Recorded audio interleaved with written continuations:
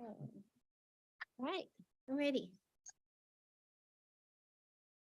Okay, we're going to now start open session at 6:09 PM this Monday, January 9th for Bishop City Council. Tonight's invocation will be by Pastor Eddie Davis of the Church of Nazarene. And then afterwards, Councilmember Karen Kong is going to lead us in the Pledge of Allegiance. So, again.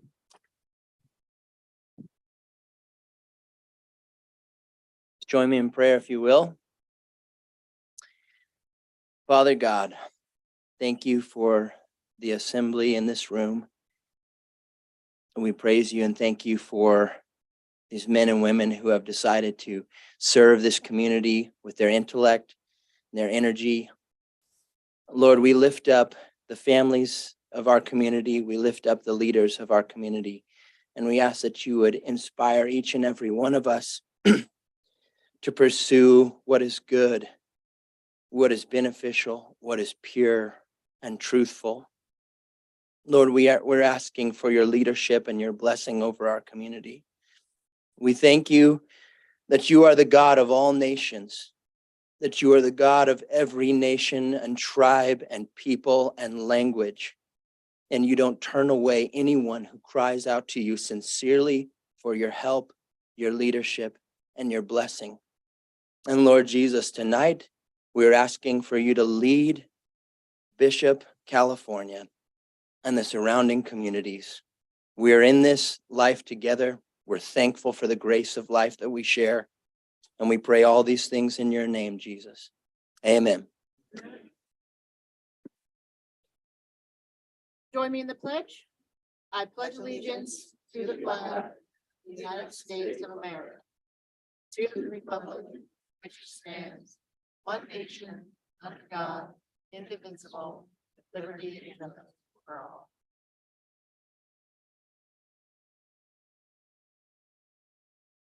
Thank you. Robin, we have roll call, please. Councilmember Kong, Here. Councilmember Schwartz, Here. Councilmember Mahovey. Here. Mayor Pro Tem Garcia, Here. Mayor Ellis. Here. Thank you. Okay, we're going to move on to public comment. Notice of the public, this time is set aside to receive public comment on matters not calendared on tonight's agenda. When recognized by the mayor, please state your name and address for the record, and please limit your comments to 3 minutes. Under California law, the city council is prohibited from generally discussing or taking actions on items not included in the agenda. However, we may briefly respond to comments or questions from members of the public. Therefore, the city council will listen to all public comment, but will not generally discuss the matter or take action on it. Robin, is there any public comment for tonight that's not on tonight's agenda? Okay. Seeing none, we're going to move on to item 10. That's report on actions taken in closed session as required by law. And staff was given direction. Will be the report. Okay. Bear with me, guys. It's the first time I've done this in 2 years. I'm trying. Okay. Move on to item number 11, Northern Inyo Hospital quarterly update. This is prepared and presented by Northern Inyo Hospital Intern Chief Executive Adwick. Good evening. Good evening. Thank you for your time this evening. I just want to take a brief time just to update the community on the circumstances surrounding Northern Inyo Hospital. But before doing so, just to let everybody know that I am the interim CEO. I'll be here for the period between the departure of the previous CEO and the incoming new CEO that is in the process of being selected by the board. I have spent my entire career operating hospitals in California, many of them small hospitals like this. I was actually dragged out of retirement to take this engagement, and I'm certainly honored that I was. I can tell you, having been in a lot of hospitals around the state, that the service profile and the leadership team of the district here are really above reproach. It's something you can all be very proud of, and you should be very proud of. They work very hard, and the services they deliver are of the highest quality. The board of directors is in the process of filling a vacancy. There's one vacancy on the board now. I would expect that to be filled certainly during the course of the next month, I would say, and then it will be a full board. That's important because one of its main jobs coming up is to select the new chief executive for the district. And that is a very important responsibility that the board undertakes very seriously. There are a variety of new services that the district has taken on. There are going to be an availability for virtual psychiatric services. That's very important. Mental health services are very hard come by these days. And this will be an ability for actual psychiatric services to be provided in this area through the magic of Zoom, if you will, and a virtual engagement with psychiatric professionals. One of them will be here, but there will also be a psychiatrist that will be sort of backing up the professional that'll be here. In the same light, there's going to be an availability for virtual consultations. So the members of the medical staff will be able to consult with specialists virtually and get a little more deeper understanding of the best way to treat patients. This has been a depth that hasn't been heretofore available, and it is now going to be available. So that is very positive. The district just went through a accreditation process. Having been through these myself over the course of 30 years or so, I can tell you they're very arduous, very difficult, very challenging, but they serve you all as a community very well because they ensure that the care that you get when you go into a hospital is of the highest quality. The district receives a gold seal award, which is the highest award that you can get. So it's something you can all be very proud of. We do have financial challenges at the district, and they are significant. They have to do with a whole variety of things, but largely like our own household budgets, they surround how much money we're bringing in and how much money is going out the door, and balancing that in a manner that doesn't overly draw upon our bank account or our credit reserves. And the district is no different than that. And lately, it has been drawing on its reserves more than what is desirable. And you obviously can't continue to do that over the course of time before the bank account becomes empty, and then you have a very serious problem. So we are engaging with a large team of people in the organization and with the board to identify ways that we can reduce our cost profile and at the same time improve our revenue. And it takes both of these things to actually put the organization's finances back in balance. And the board has asked me to really press on that hard while I'm here. I'll be doing that, but we'll also be positioning that activity so that it endures after I'm gone, and the next person can assume that activity as well. So we're all over that, I guess you could say. We are also in the process of not really re-entering, but continuing negotiations with our labor unions. We have 2 bargaining units at the district, and they are very important parts of our healthcare team. It's very desirable to get through this process as fast as we can and get back on the same sheet of music, if you will. And we're engaged in that. One of the reasons that we're very actively after that is we have a lot of travelers in the district. These are people that come in from outside the area. They cost the district an excess amount of money. And if we can make adjustments in our wages and benefits in a manner that allows us to recruit other permanent employees, then we can reduce the number of travelers that we're needing to have come into the district to deliver care. So lastly, I just want to thank the community for welcoming me and my wife, my dog and my cat. We're all here. And it's been a really marvelous time in Bishop. You live in a wonderful community. It couldn't be more spectacular. And everybody that I've run into, whether it be my neighbors or people I work with, have been marvelous. So we will put the work in for the next few months to do what we can to right the ship. And we certainly thank you for your support. Thank you, Chad. Council, have any questions? Yeah, one quick question.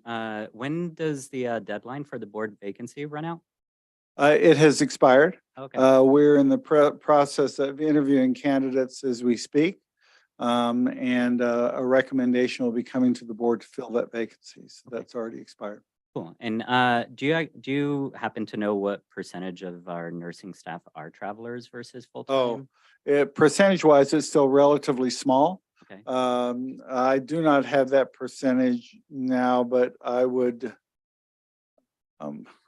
be surprised if it's more than, say, 5% or something like that, but don't hold me to it. I really don't know that. I haven't done the math, but it's a big cost for us.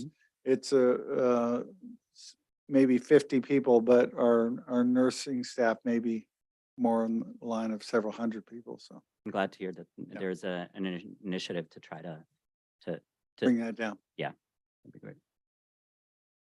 My question involves the search. Have we put out the job announcement, and when is that closing, and how is that going? Yes, that's well underway.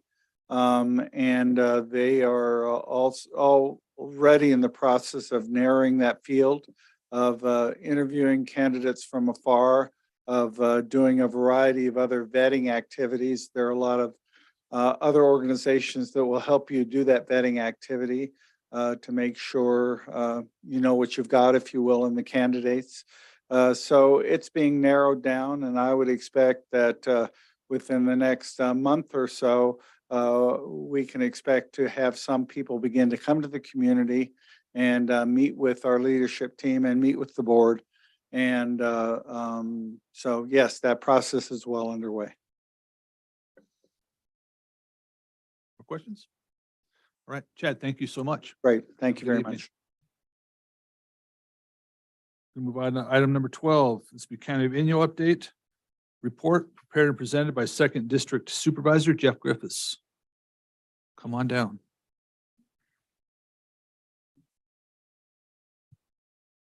Good evening, Mr. Mayor, members of council. It's nice to see a packed room here. I don't have a whole lot to say because there's really just been holidays in between the last time I came and spoke to you, but I'll give you a few updates. We did have a really nice swearing in ceremony, and we have some new county elected officials. We swore in Scott Marcelin, supervisor for the 3rd District, Trina Oral, supervisor for the 1st District, Stephanie Rennie is sheriff, and I'm counting Daniel Sexton for clerk recorder, even though she's been around for a while. This was her first swearing in ceremony. So that was really nice. And everybody has hit the ground running and moving along smoothly. I want to give you a quick update about how things are going on at the airport. There's the flights from Denver and from San Francisco, and the occupancy has been way up from last year. The Denver flight has been in the 70s, both inbound and outbound, and the San Francisco flight has been in the low 60s. And they're telling me that there's more passengers that go through that airport now with the 2 flights than there were with the 3 flights last year. So things are going really, really well with that. There have been no cancellations due to weather, with some historic weather activities happening. It's nice that there's been no cancellations. There's one cancellation due to weather coming in from Denver, and one just today from San Francisco. They couldn't get in because of the rain, but nothing based upon our area. In June, we should be switching airplanes to the Embraer 175. And the good news for that is it's slightly larger. I think it has 6 more passengers, but it's a much newer fleet. So that means the maintenance issues, to the extent that they are, will go down. And the maintenance issues that they have are really small.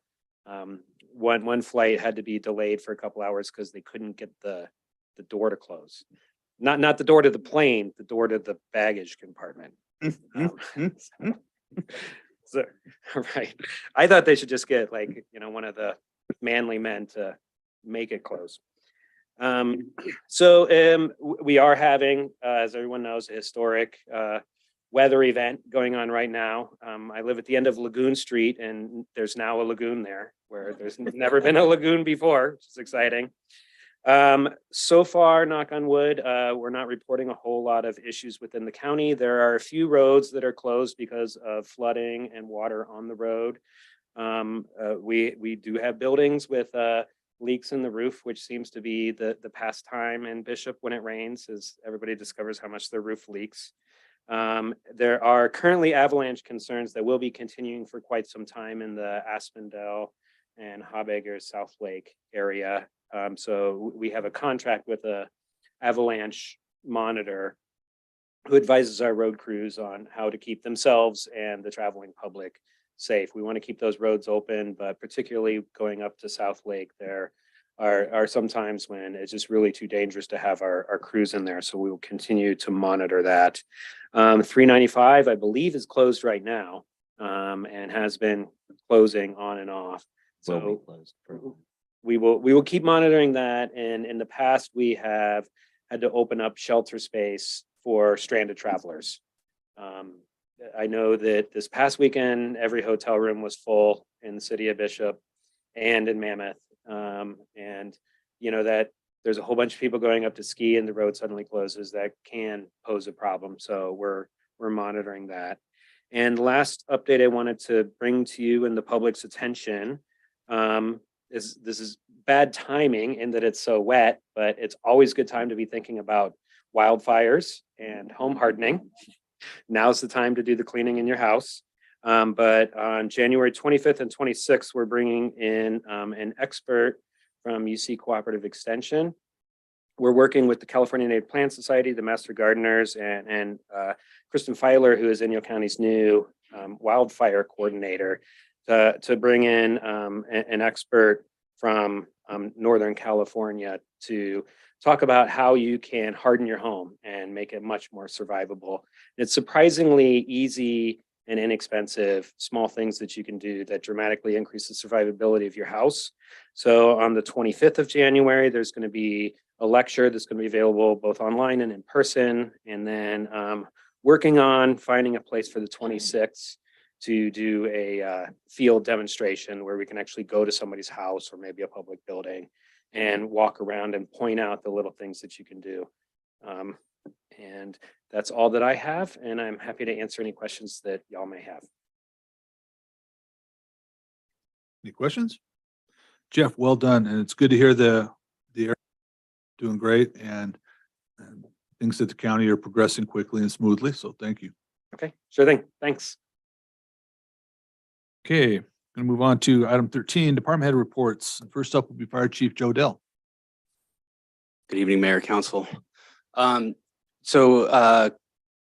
Just wrapped up the 2022 stats, working on putting together most everything. We came in at 529 calls for the year 2022, which is up significantly from the year before, which is up significantly from the year before. So we continue to see increased call volume, and our volunteers are working diligently to maintain those levels of service. You know, the reasons that people are calling for 911. We had 150 EMS calls. We had 70 fires. And looking back on the year, we look at Fairview Fire, which we lost 9 homes over in that neighborhood. We had the airport fire.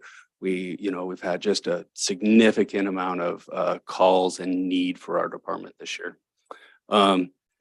That being said, is coming to today, our firefighters have been diligently sandbagging and dewatering since about 9:30 this morning. We've got multiple calls still going right now. We've got crews in Mustang Mesa where we've had a retaining wall collapse and fill a couple homes full of mud and water. We've had elderly patients with water in their homes that they weren't able to handle on themselves, and we've had traffic accidents and some other things happening today. We're currently working 4 calls, so I'm going to call it short after this and move on with your guys' permission.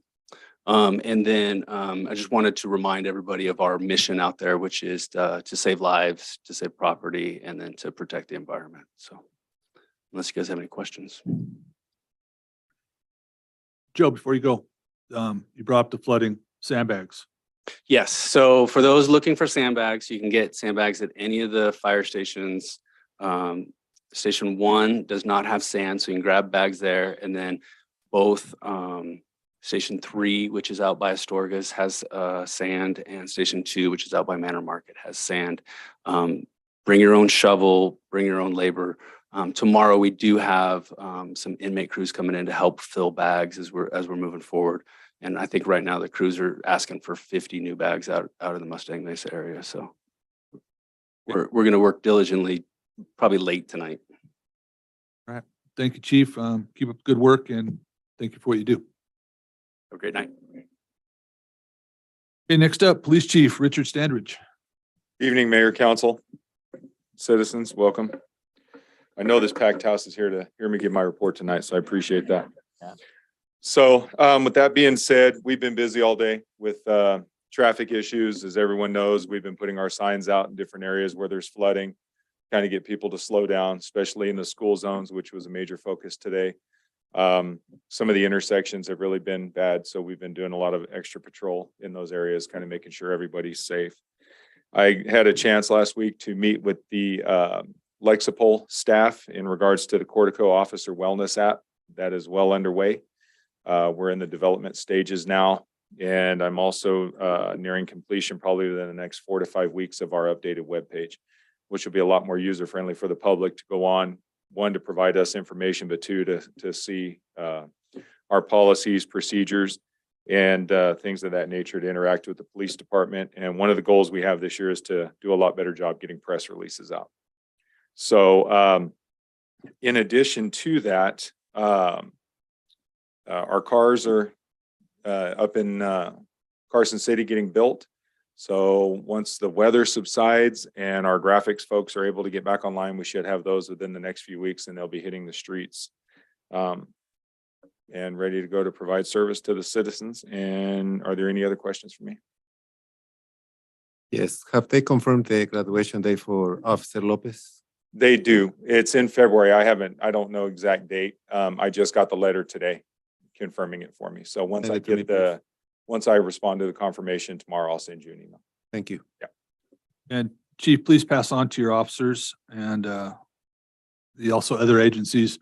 I know the rain is really helping out with the 3 feet of snow piled on top of cars right now. But I know that they're making an effort to stop the vehicles cruising through town with taking snow home. Oh, that's been very active by all of the agencies, Yeah. especially ours. So And I know from the public, I hear a lot of it and there's a lot of thanks. So thank you. okay, no problem. We'll continue. Thank you. Thank you, Council. Okay, going to skip our Public Works Director tonight. She is absent and excused, and we're going to move on to Community Service Manager Dan McElroy.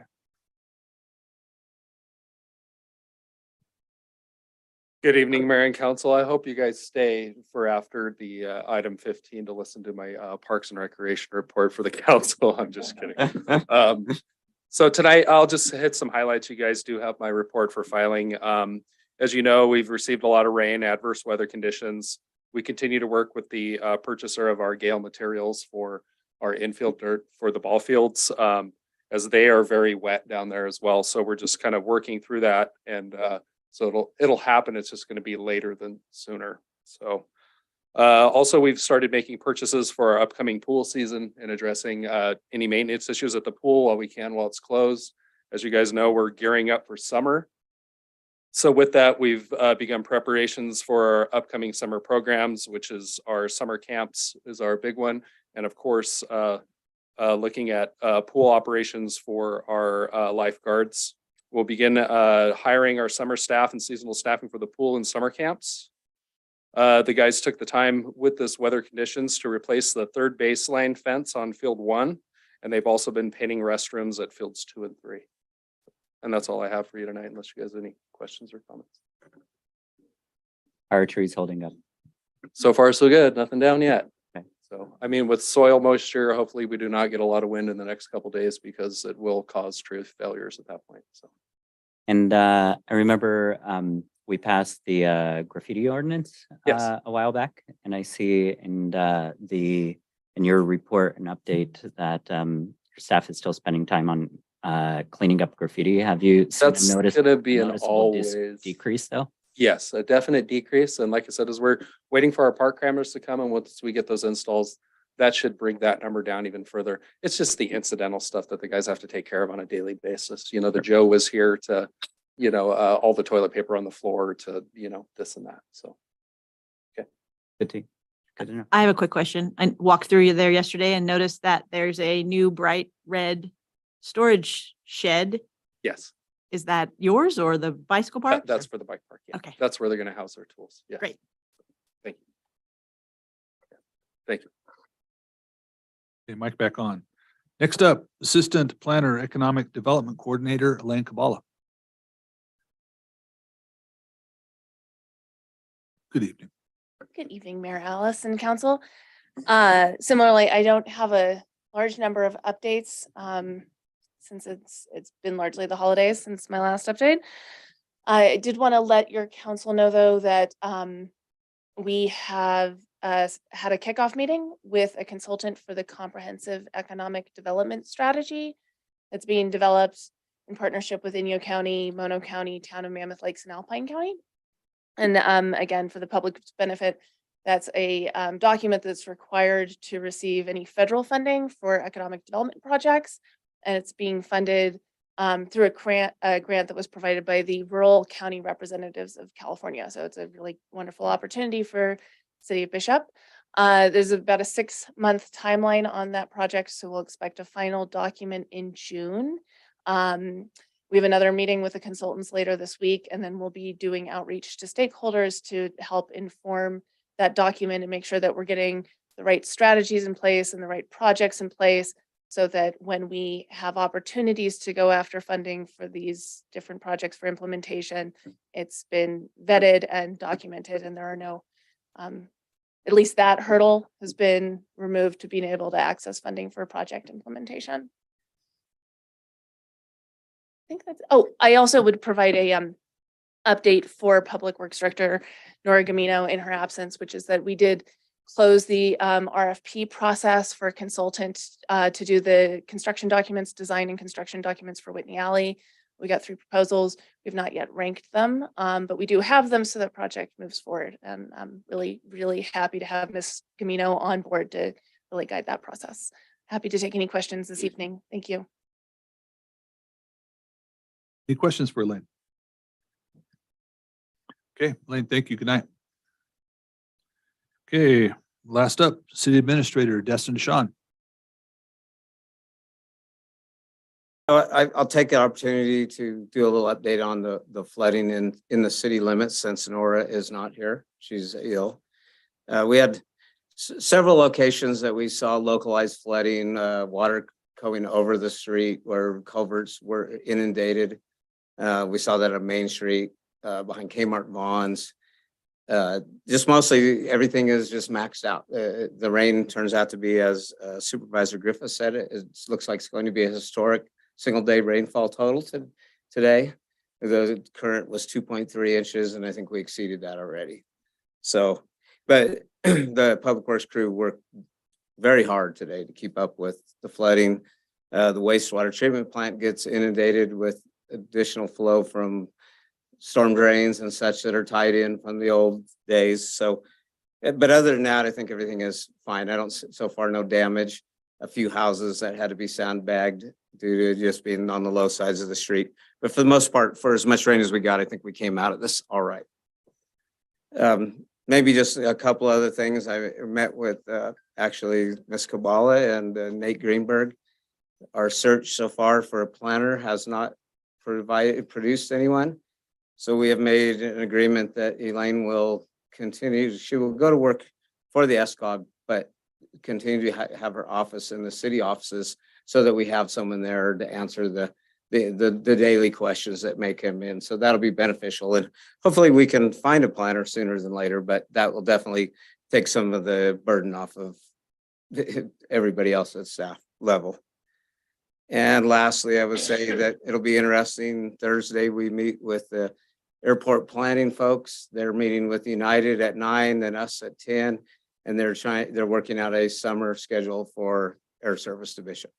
United will be telling us what that'll look like. So be interesting. And I don't know if we'll have any input to go back with, or if that's kind of final, but at least we'll have an idea well ahead of time when flights may or may not stop for the shoulder seasons and what summer will look like.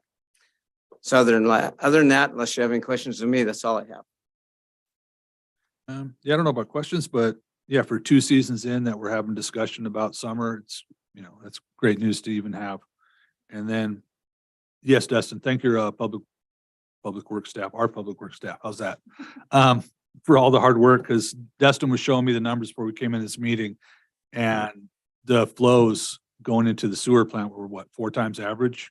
Yeah, about 6. 6. Wow. It's great that we can handle it, and thank you, all our staff for the hard work. I know the community appreciates it. Any other questions? Yeah, I have a quick question. Can you comment on our conversations with DWP for more land for housing and how those are going in the new year? So DWP continues to move forward with survey, legal descriptions, environmental work. They're moving fast on their end.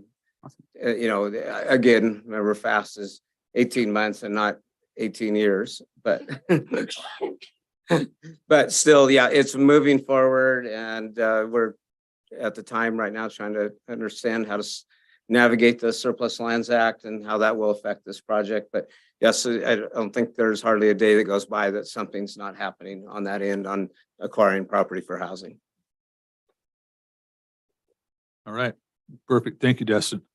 Okay, we're gonna move on to item 14, consent calendar. Notice to the public, all matters under the consent calendar are considered routine by the city and will be acted on by one motion. Do we have any questions from the council? No, I was really glad to see that permits have been pulled for more houses in the Home Street Nursery plot. It's good. And I was thrilled to see the policies and procedures for the city employees. I know we've been working on that a long time. Yeah. Do we have any, on the consent calendar, do we have any questions from the public? Okay, do we have a motion? I'll make a motion to approve the consent calendar as presented. I'll second. Okay, Robin, we have a motion and a second. Can we have a vote, please? Okay, Councilmember Kong, Yes. Councilmember Schwartz, Yes. Councilmember Mohovi, Yes. Mayor Pro Tem Garcia, Yes. Mayor Ellis. Yes. Thank you. Motion passes 5-0. Okay, thank you. And now we're on to new business. First up will be item 15A, a resolution discontinuing its policy and practice of having invocation at city council meetings. Mr. DeShawn. So just a brief background history. In 2013, the Bishop City Council adopted Resolution 13-05, which established policy to formalize invocation and procedures to select individuals to offer invocations. It has been requested by council to revisit this resolution and consider discontinuing invocation. This time, the actions requested would be council consideration to adopt a proposed resolution to discontinue its policy of having invocation at city council meetings. Okay, thank you. Not sure how we start this, council. What's that? Public comment. Public comment. Start with public Yes. comment? Okay, here we go. We're going to start with public comment. I have a list here ahead of me in no particular order. And first, we're going to call Greg Smith.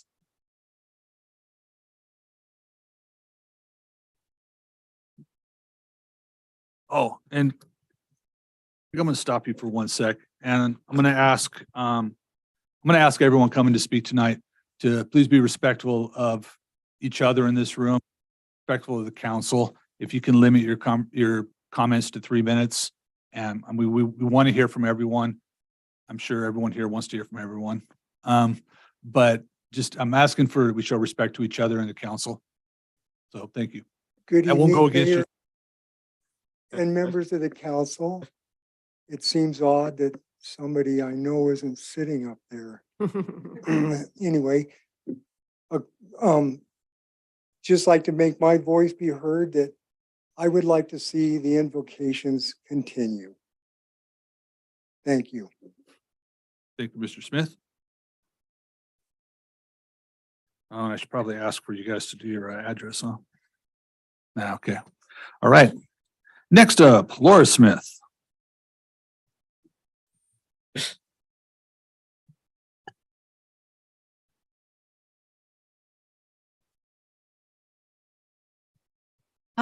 Familiar air. It really does feel really good to be here, and I feel absolutely surrounded by friends. And I know from having sat where you guys are for 12 years that I am trusting that on this agenda item, as always, that you have not preset your ideas. I know the resolution has been written, but the idea of, inviting people from the public to come and speak is that you'll consider. So I'm just asking you with an honest and open heart to really listen to the people that are coming and hear their heart. And so from my understanding, when I've read, and I am for keeping invocations, from my understanding from what I've read, the primary reason that you're considering the resolution is because of the possible threat of litigation. We personally, firsthand, we went through this. I'm kind of sorry that Mr. Pucci isn't here tonight, but we went through it with 2 other attorneys before Mr. Pucci. And really, as long as there's certain guidelines are met in invocation, which still to this day is presented before every Congress. Actually, invocations are supposed to be short and brief, but maybe theirs needs to be a little longer. Anyway, it might help. As long as those certain guidelines are held to, it has been held up, held to be okay and legal, even in one of the, if not the most liberal courts in the United States, which is the Ninth Circuit Court of California.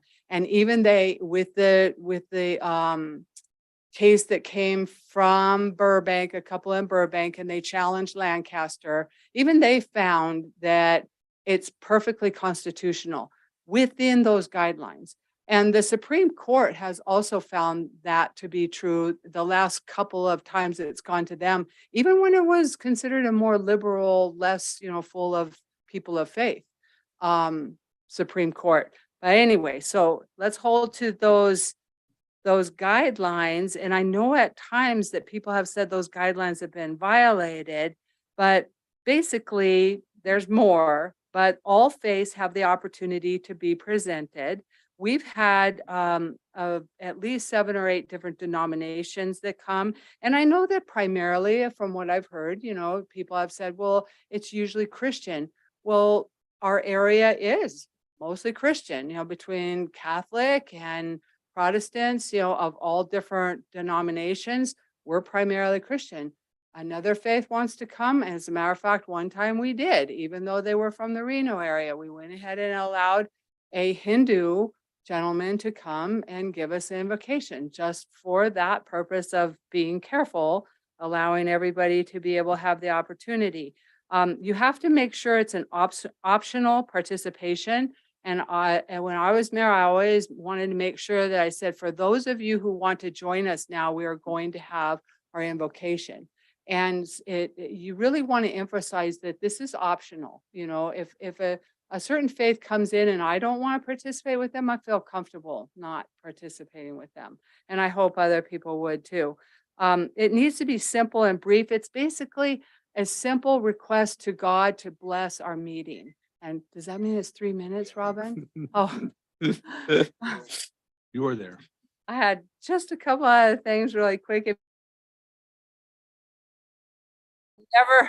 I'm never in favor of people loaning out there, but I just want to talk about how important, really quick, how important prayer is to people and how it's a very powerful, even health,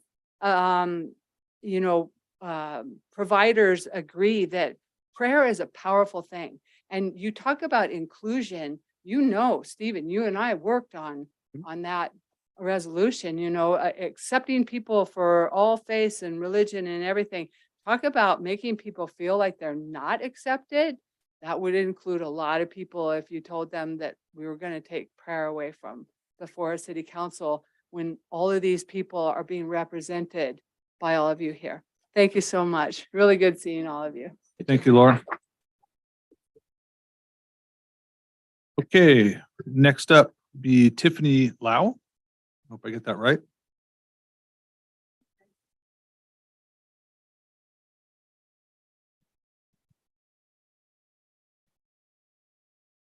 My name is Tiffany Lau. My address is 3134 Indian Creek Drive in Bishop. Dear City Council members, thank you for serving all members of our community. I support the resolution to discontinue the policy and practice of having invocations at City Council meetings. When you were drafting the City of Bishop values statement, it was revised to be as inclusive as possible. I hope you approach the start of each meeting in the same way. If one were to regularly attend these meetings, one would think the official city religion is Christianity. Even if that is not the intent, that is the atmosphere you are setting. Even if the majority of the city population is Christian, even if all members of the committee, of the city council are Christian, the city government serves everyone regardless of faith. There is the argument that the invocation is meant to put everyone in the mindset of serving the public good by humbly asking for guidance from a higher power. This argument wrongly assumes that a person must be religious to be humble, moral, or serve the public good. For those of us who are not religious, it's incredibly alienating to feel that our local government supports this idea. Thank you for your time. Thanks, Tiffany. Okay, Rick Klug.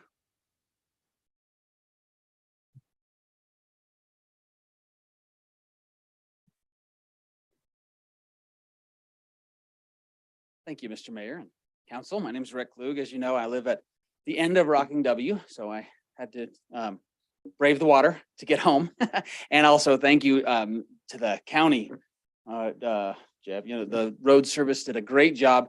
It was headed up towards my garage, flooded the next two neighbors' garage, but they had it down by the time it was time to come here. But this I felt was important enough. You know, I would venture to say that all of us really care for our community. You care for the community. We care for the community. We might have differences, but your faith community really cares for the community here. And, you know, 2013, yes, but we've been doing invocations way longer than that. I've been here as a pastor 17 years.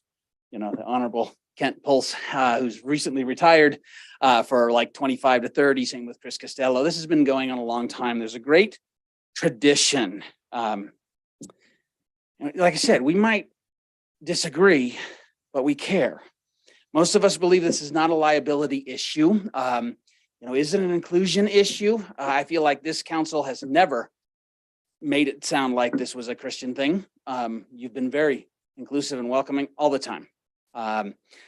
Honestly, I think it's an issue that we have disagreed, and we're bringing up what the previous mayor had said we should do because of a disagreement of values and what we think is best. And I don't think we should do that. Our country has a great tradition. Our county or city has a great tradition of opening up with a prayer, whatever faith stripe, but bowing before God. And our country was founded on freedom and faith and respecting faith. And so with that, I urge you to keep it.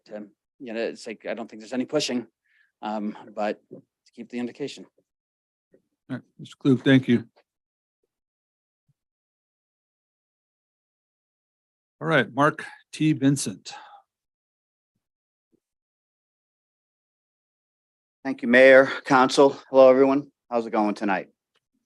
Great. I'd like to really thank the young lady who was just up here with her opinion, because her opinion to me typifies exactly what we should all be respecting. Your right to believe or not to believe. That's your right. And I had no judgment of her when she was saying that she didn't believe in a God. That's her right. Now, I'm going to argue against that a little bit. I brought some stuff. I brought some props. The $1 bill says, "In God we trust." The 20 with a picture of the White House, and I hope they're paying attention, says, "In God we trust." And the $100 bill of Independence Hall says, "In God we trust." These are traditions and standards that were formed at the beginning of this country. And I have some information that since 1937, every presidential inauguration has included one or more prayers given by members of the clergy. The office of the Senate chaplain was established in April 25th, 1789, elected the Right Reverend Samuel Provost, Episcopal Bishop of New York, and as its first chaplain. The role of the chaplain as a spiritual advisor and counselor has expanded over the years from a part-time position to a full-time job as one of the offices of the Senate. Office of the chaplain is nonpartisan, non-political, and non-sectarian, but they open up in prayer. That's the Senate. The House on the 6th of this year opened up with a prayer from Chaplain Margaret Grum Kibben, and I suggest you look into it. I'm not going to take up all your time. But she pretty much lambasted the House for the bickering and the arguments and the ill behavior that was happening during this last issue, the election of Senator McCarthy. And she said, in your mercy to God, be transformed this formay into discord, into an opportunity to learn to find common ground with unlikely partners. I think that says it all for the continuation of the invocation here on the council. California legislature in this new session, 23-24, the second order of business was the prayer by the chaplain. So that's the president, the Senate, the House, the Sacramento legislature, and the League of California Cities. And the previous speaker also spoke about the fact that it was deemed by Justice Roberts, Alito, Scalia, and Thomas that prayer practices were constitutionally permissible. So I wouldn't be afraid of a lawsuit when you have the President of the United States, the Senate, the House, the California legislature, and the League of California Cities all allowing invocations at the start of their meetings. That should set the precedent for anything this council wants to move forward on. Thank you. Thank you. Thank you, Mr. Vincent. Okay, Kent Schlick. Please.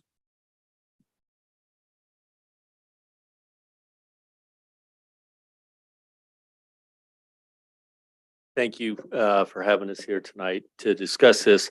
Not in favor of you guys passing this. I think it's, people before me have said pretty much everything that needs to be said on it. One thing I'd like to bring up is an interesting week that this comes up on. It was just a week ago that, well, let me back up. In schools, there's problems with coaches and kids taking a knee before a game and saying a prayer or just taking a moment. And they've had to go to court. They've had to go to the Supreme Court saying they can't do that. And a week ago, we had a football game, Major League football game, seen by everybody. And how many people took a knee? How many people were praying, not just on the field, but in the stands? So that's all I got.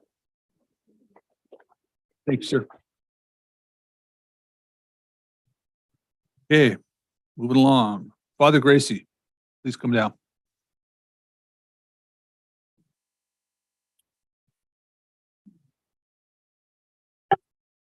Well, I think it's fair to say that I'm for prayer in meetings like this. I don't think that's too outstanding or too shocking. So therefore, I would object to the elimination of the invocation at meetings like this, because our country was founded on religious freedoms. And lots of times people will say, well, you have to maintain the separation of church from state, which I agree, but that statement doesn't mean the elimination of church from state. It means that one should not rule over the other, and rather they should work in cooperation with each other. And I think that's basically what we're trying to do. I've been offering invocations here for quite a few years. I've been in bishop 18 years plus, and I don't know how long I've been doing this, but I'm happy to do it. As many times as I've been asked, I try to do it. Once in a while, especially when we were Zooming, we lose the connection. And so an invocation didn't come from me, at least not on Zoom. But I've been offering these for quite a few years, and I'm willing to continue to do it. I've helped. I haven't objected. I haven't proselytized anybody. I haven't objected to people of other faiths. I haven't objected to people of no faith. I mean, as we've already discussed, that's certainly their right. But if your goal was to offend fewer people by doing this, I don't think we're heading in the right direction, because basically we'll end up offending more people by not having it. And I really feel that we need this, I really feel that we need prayer. And if you don't want to participate, you don't have to participate, but I'm willing to do it. And I think the other ministers who are here this evening are still willing to help do that as well.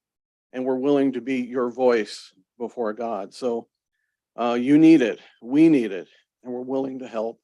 So thank you. Father Gracie, thank you. Cami Ellis.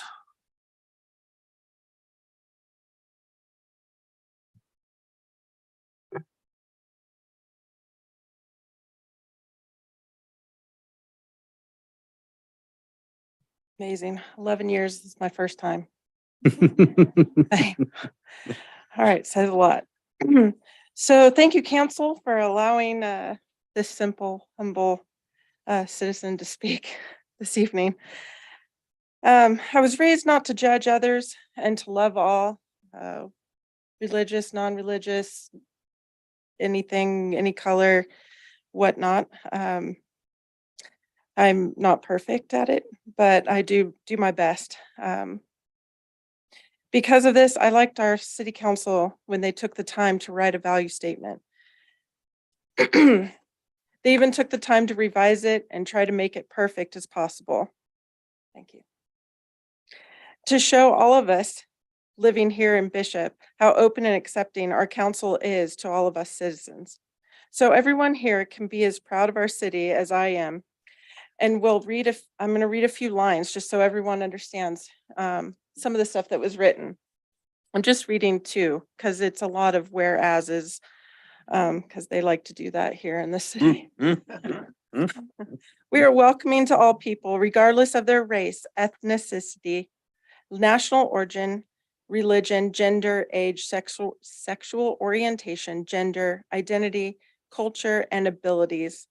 And whereas goes into a whole nother one, we're going to skip.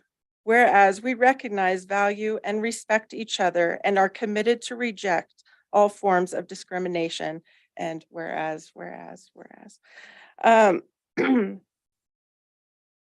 I know I've got to hurry because I don't want to get the mayor mad at me. It'll last a lot longer than this meeting. From what I understand, the invocation is open to all religions. And to say a blessing over our city and the great leaders that we have up here and that freely give their time to make this city what it is. And truly, they are not paid enough for all they do. No. If you are not religious, you have the right to ignore or not participate or simply meditate and give good thoughts to them and the city. If we as a city are welcoming to all, including all religions of the city and others that come here and are committed to reject all forms of discrimination, then why are our leaders of this city and the local saying the local churches are no longer welcome to come? I ask that you leaders sitting up here in front of us now to keep the value statement in mind and continue to allow the invocation.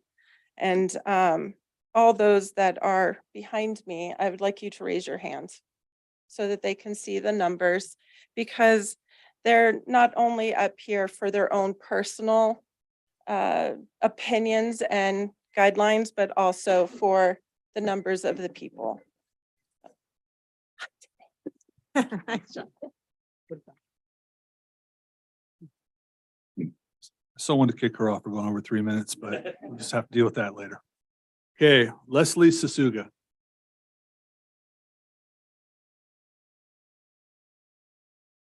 Hello, I've been in Bishop 40+ years, and I just think it's wonderful that our city council opens with an invocation. And I think we should continue to do so. God says you do not have because you do not ask. So what harm can come from asking for his blessing upon our community or his wisdom for your proceedings? I just think we need to continue. Thank you, Leslie. Corey Stearns.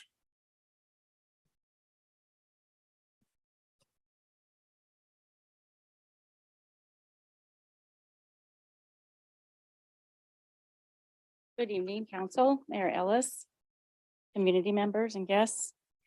My name is Corey Stearns and I'm a 25-year resident of Bishop, and I'm here tonight to talk about my thoughts regarding the invocation. I value the constitutional safeguard for the separation of church and state. I also recognize it was intended to protect the individual from the imposition of religion by the state. The offering of an invocation in no way offends that standard because it's not saying that the state, or in this case, that the city, is speaking religiously for any individual. As mentioned in Saturday's Inyo Register, the city's existing invocation policy complies with current state and federal law, and people have addressed that. It was also mentioned that Inyo and Mono County supervisors, as well as Mammoth Lakes Town Council, no longer have invocation. And is this monkey see, monkey do? Invocations are a longstanding tradition in legislative bodies across the country, just as they are in the U.S. House of Representatives, U.S. Senate, the state Senate, assembly legislatures, the inauguration, most tribal meetings, and still at many city council meetings and board of supervisor meetings across the nation. People should not fear a few moments of reflection. If they are so put off by it, they can excuse themselves and take a walk around the building or hit mute on the Zoom meeting. How about recently, the prayer in NFL games? Do you think the NFL is worried about being sued for Saturday night's game, where both teams, the Jaguars and the Titans, came together and took a knee at midfield for a prayer in honor of Damar Hamlin? And then the game opened with a prayer for the entire stadium. Damar Hamlin himself said, quote, "I'm on a long road, keep praying for me." I find it interesting that so often nowadays, the people asking for all of us to show tolerance to those who have different views or values than our own are the ones so intolerant of what this country stands for. The bottom line for me is this: the city of Bishop has a history and tradition of invocations at the beginning of city council meetings. Whether or not that remains should not be a decision that the five of you make. I believe this is a decision that needs to be made by this community. The people of Bishop should be able to vote on whether or not invocations continue. Show those of us who voted you into office that our voice matters. Don't vote tonight on this. Let the people of Bishop vote on whether or not this long-standing tradition continues. Thank you. Corey.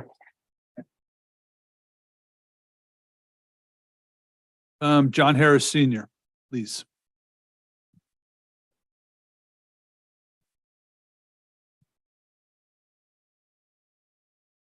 Mr. Mayor, members of the council.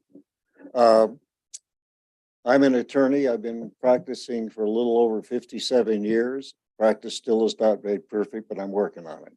So back in those days long ago, when I was in law school, I did win the top award for the law school in constitutional law. And it developed somewhat of a minor reputation in the local courts in Los Angeles, particularly the southwest part of Los Angeles, and was often appointed by judges in cases that they thought constitutional issues would come to the fore. And I haven't done that type of practice in many years, but I kept somewhat up to date. And one of the things that we learned is that the Establishment Clause of the First Amendment, which requires the separation of church and state, one should understand how that came into being.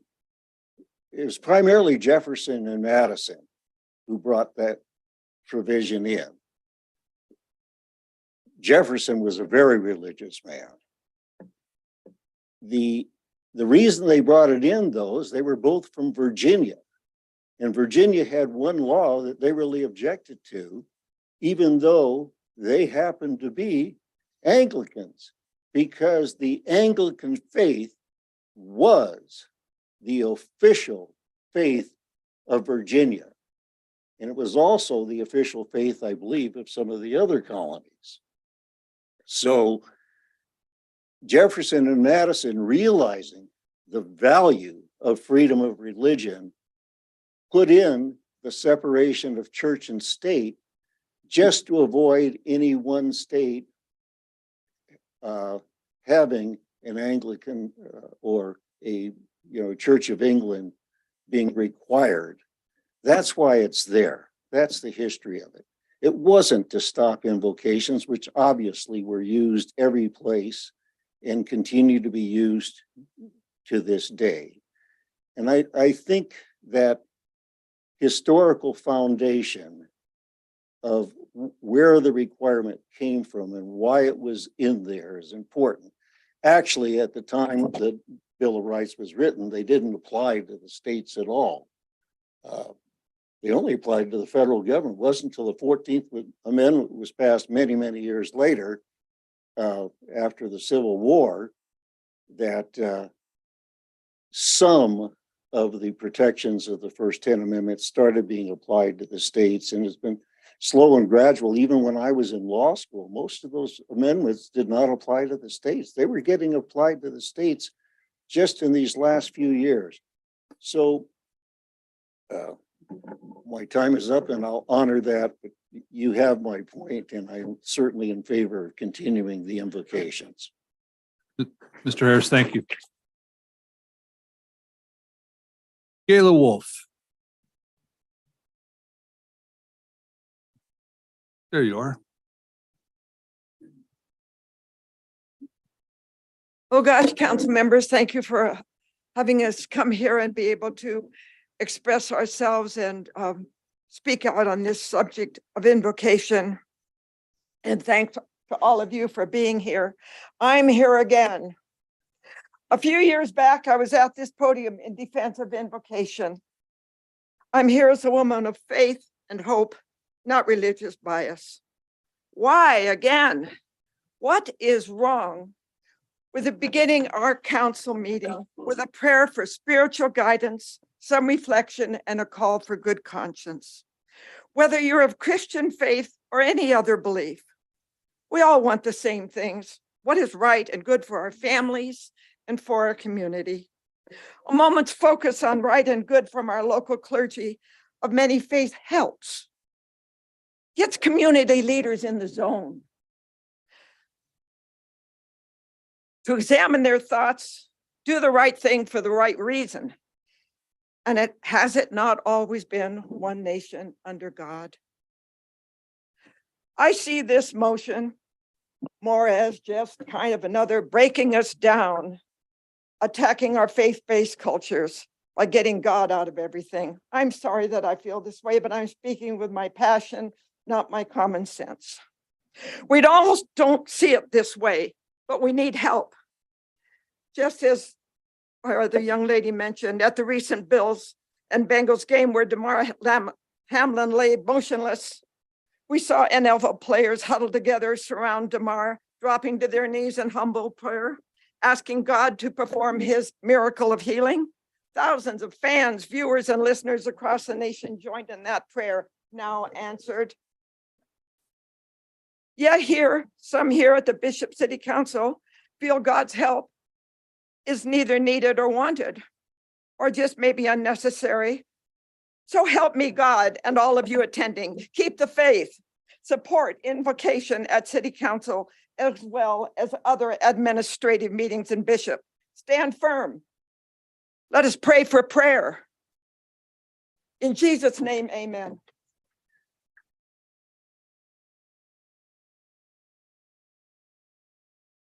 Okay, Michelle Mulligan.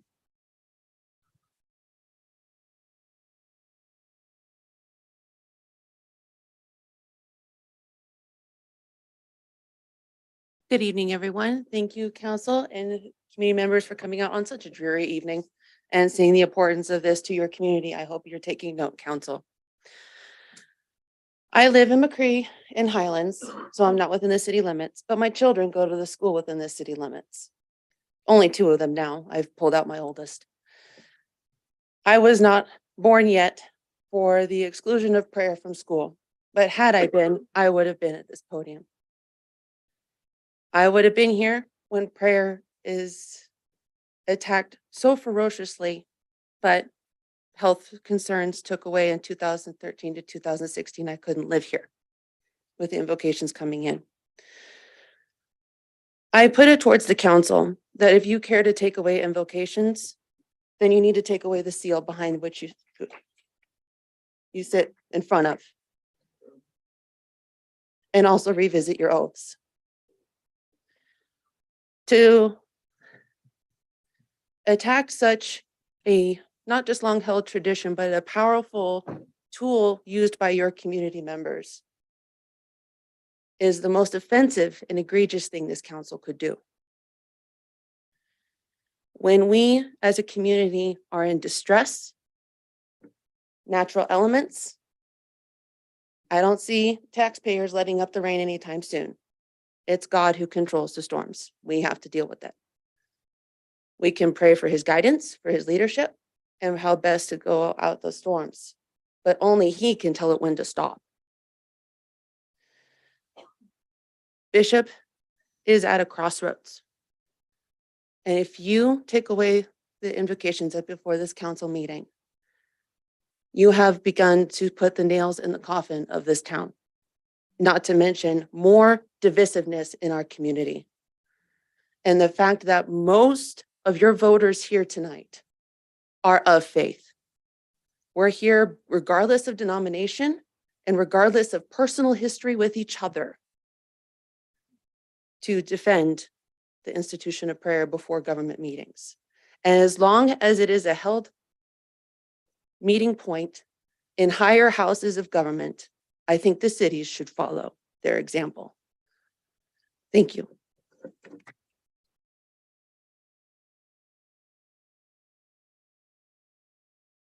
Okay, Karen Winery.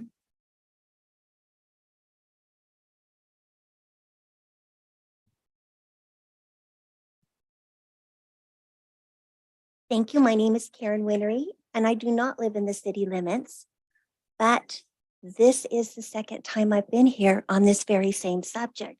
Some of the same council members are up, so I'm a little disappointed that we have to visit it once again. I'm going to touch on something that's been mentioned a few times. A week ago today, Damar Hamlin, a Buffalo Bill football player, suffered a cardiac arrest after a tackle. Now, we all know that football players are fearless. Otherwise, they wouldn't be out there playing football. At that point, after the tackle took place and he was laying there on the ground, he was surrounded by members of both teams. These are men that were either kneeling, holding on to one another. They were all praying for their team member. And they were on their knees. And the fans in the stand, they were all silent. Everybody was in one accord. They were praying for that young man to get well and get up off that field. Some were showing signs that originally had the team that they were supporting, and they were changed. Pray for number 3, his number. The quarterback posted a tweet, pray for my brother. The sports commentators on ABC, ESPN, they were saying, all we can do is pray. And then the following day, all the news sources, they were all showing that same,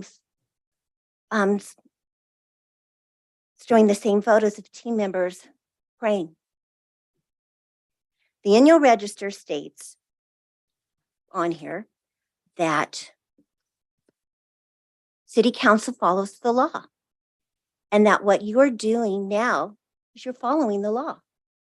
You are in compliance of all the things that are articulated in the various federal and state court decisions. But you desire to avoid the possibility of being sued for the invocation policy. So if you're in compliance with the law, You're following both state and federal decisions. And you have church members in our community that are willing to come and offer the invocations. So I'm just wondering, where is the fear in this? You're covered. Where's the fear? Why don't you want to go through with this?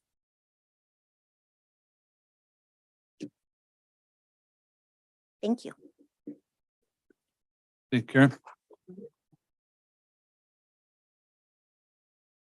Okay, Al Sasuga.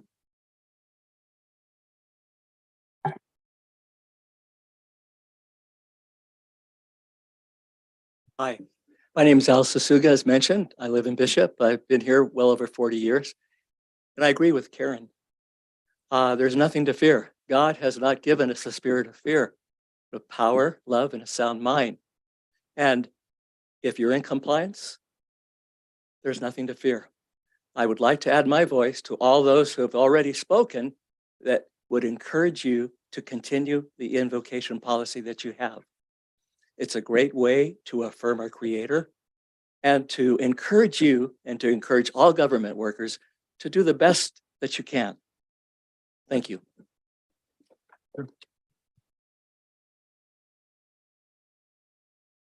Okay, Howard Lewald.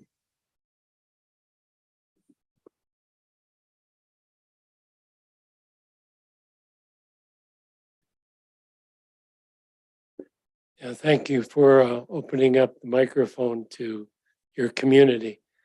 I can't add a whole lot. I'm in favor of the invocation for many reasons, most of which have already been itemized tonight. So I support those. The only distressing part I had was the origin came from the council that wants to revisit something that's been fairly established as tradition and good practice. And as Al Sasuga said, that it's a way of affirming the creator of the universe. Simple prayer. Two things I thought were interesting. One was the whereases in, I think it was Mr. Deshawn, your whereas statements on the resolution. The first one, I think, and I'm testing my memory, was freedom of speech was important to this group. Okay, I said, boy, this is going in the right direction. And then I saw at the end a fear of litigation. So I'm wondering, what is this fear of litigation all about? So like others here, I went to the internet and began looking up how many times people have been sued for saying prayer. Most of those lawsuits were all thrown out, even to the Supreme Court of the United States. You've seen signs all over town that say freedom, not fear. I think that's a pretty powerful statement from a city, a group of administrators. I think support is everything. Whether you were a school person, whether you were a justice person, support is everything.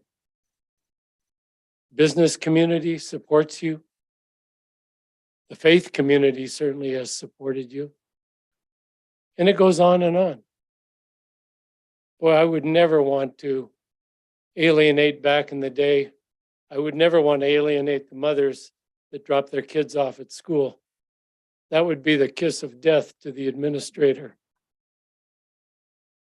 So I would run to the parking lot pretending to want to pick up trash to find out what the mothers were talking about, because I'd rather put the fire out in the parking lot than in the board meeting.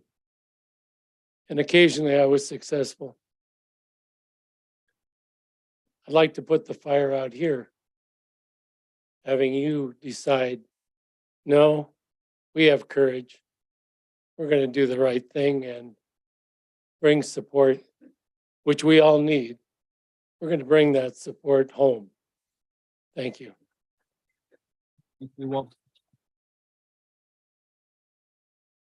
Okay, Pastor Tony Unger.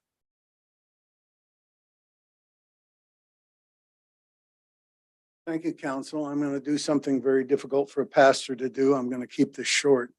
I just wanted to let you know that these floods that we're having are not necessarily a warning. But they might be a reminder, as somebody said, of God's power. And that's what we're calling for when those of us that get up here occasionally and do the invocation. That's all we're asking for, is God's blessing on you and on our city through you. And I hope you'll maintain the invocation and we continue to do that.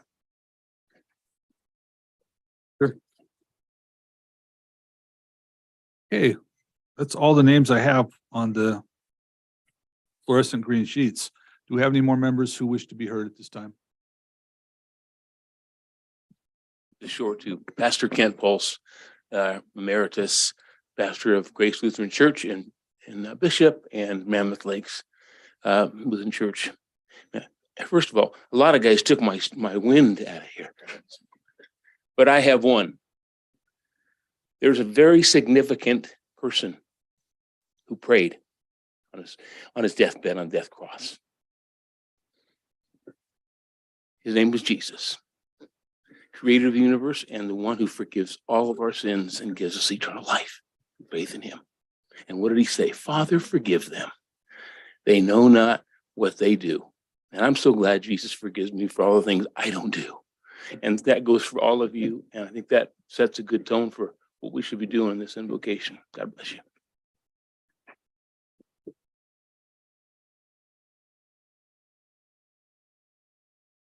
Please state your name for us, sir. When you get up there.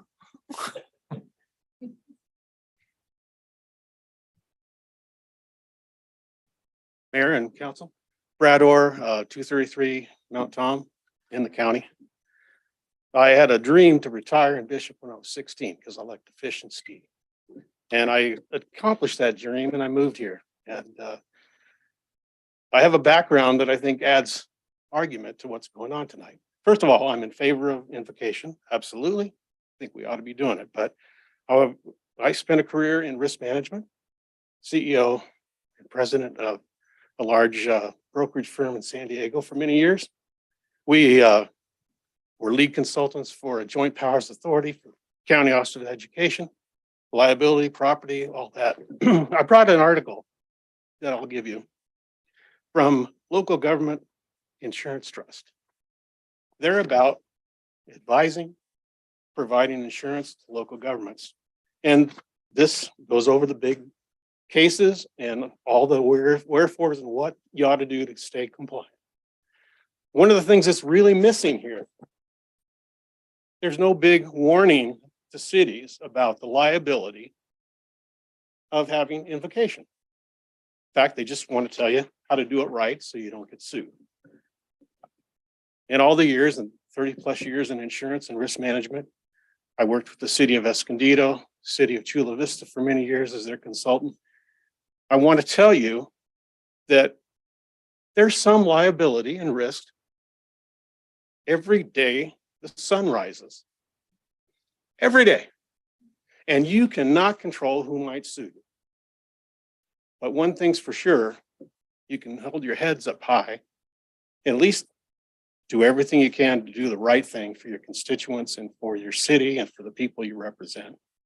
And I think the main reason I read in the notes was your concern over liability. I can give you dozens of ways to lower your liability that's much greater than possibly being sued over having invocation. The one city or the county that lost, they had to pay $269,000 worth of legal fees. I'll tell you what, I mean, I love mule days, horses and all that stuff. Those horses and mules running down the street are probably a lot riskier than having invocation. And I'm not saying we should stop that because that's what Bishop's about.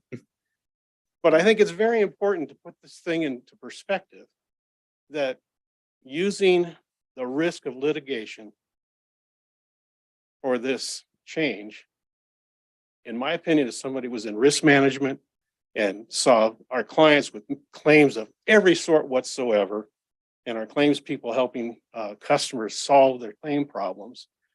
I I'm going to tell you, as somebody believes I'm an expert, the risk is minimal. And you do have insurance, by the way, and insurance is there to pay for claims. So I'll leave these. I'm absolutely in favor of keeping invocation.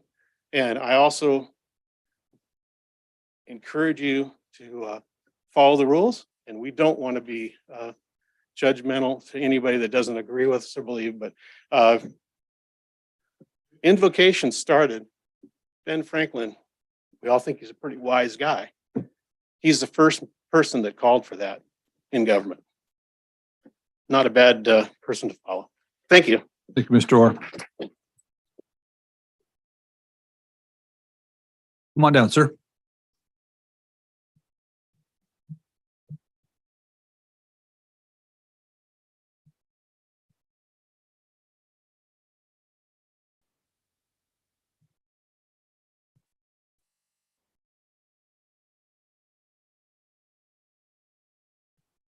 My name is Peter Thompson. I live on Shoshone Drive. And I'm speaking in favor of keeping the invocation, but to the mayor and the council members, thank you. Thank you for your service to this community. You give your time to do that.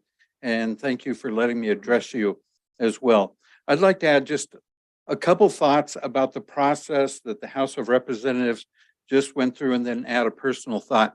A few days ago, we installed a new Speaker of the House. And as a part of that process, the leader of the minority party addresses the House and our country. And as a part of that, he quoted, this is Hakeem Jeffries, he quoted from the Bible, and he made no other reference to any other religious document. And he read directly from Galatians as a part of his address to the House and to us. And then it was kind of referred to before, but one of the first action items was to elect a chaplain of the House. And it's kind of amazing to think that they would have that as a full-time position. And one of the responsibilities they're obligated to do is to pray the House of Representatives. And I think for me and for us, that's an example. And so I just wanted to add that little bit about what just happened 3 days ago. And I listened to Hakeem's address, the entire thing. And so I'm not getting it from any other source. A personal note for me, and these are both very personal. I know the power of other people's prayers. There have been at least a couple of times I should have died. I faced death. And if you question me, go ahead and I'll be glad to share it with you. But what I know for sure is what the power of other people's prayers can do. It is an amazing blessing. And so I would strongly encourage you to keep the practice of the invocation. Thank you for your time. Mr. Thompson.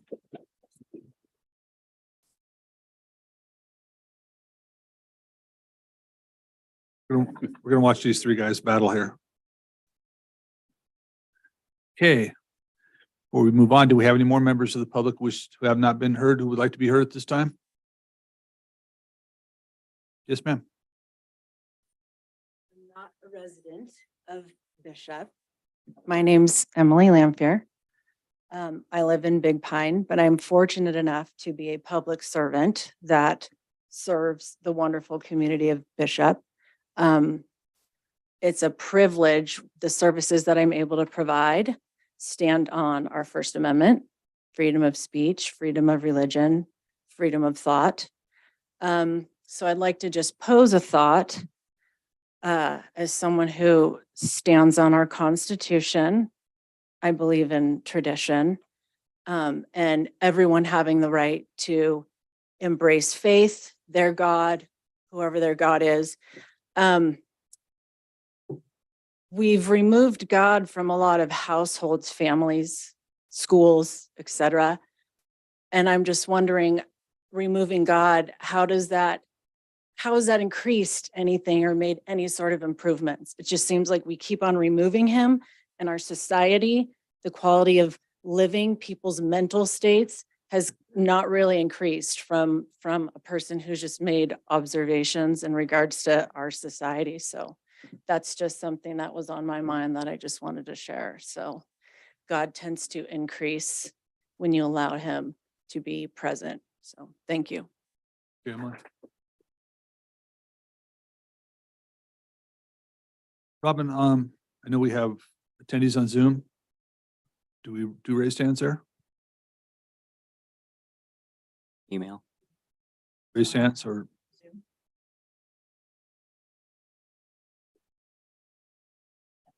Okay. And then any new emails since earlier this evening? Only the ones that you received by the council. Now they're posted online for the public to see and for you to view. If we have no more members of the public for the public comment part of this, we're going to move this to the council. Anyone else? I was going to do the 1, 2, 3 thing. Nagoganung, I live here in Bishop. I didn't have any much to say except for that. I really think prayer is really powerful, and taking it away from us, I don't think it'll do us any good. It'll just bring us harm. So I'm for prayer. Thank you. Thank you.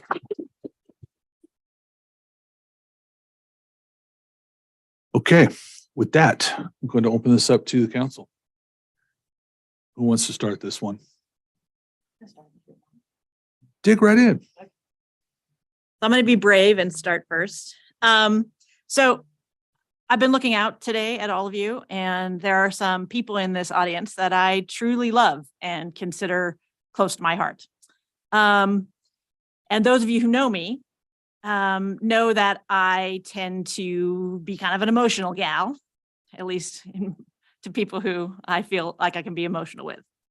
So initially, as I started to debate this topic and we talked about having it on the agenda, I thought to myself, one of the problems with prayer as we have been doing it in the city of Bishop is that it does feel kind of exclusive.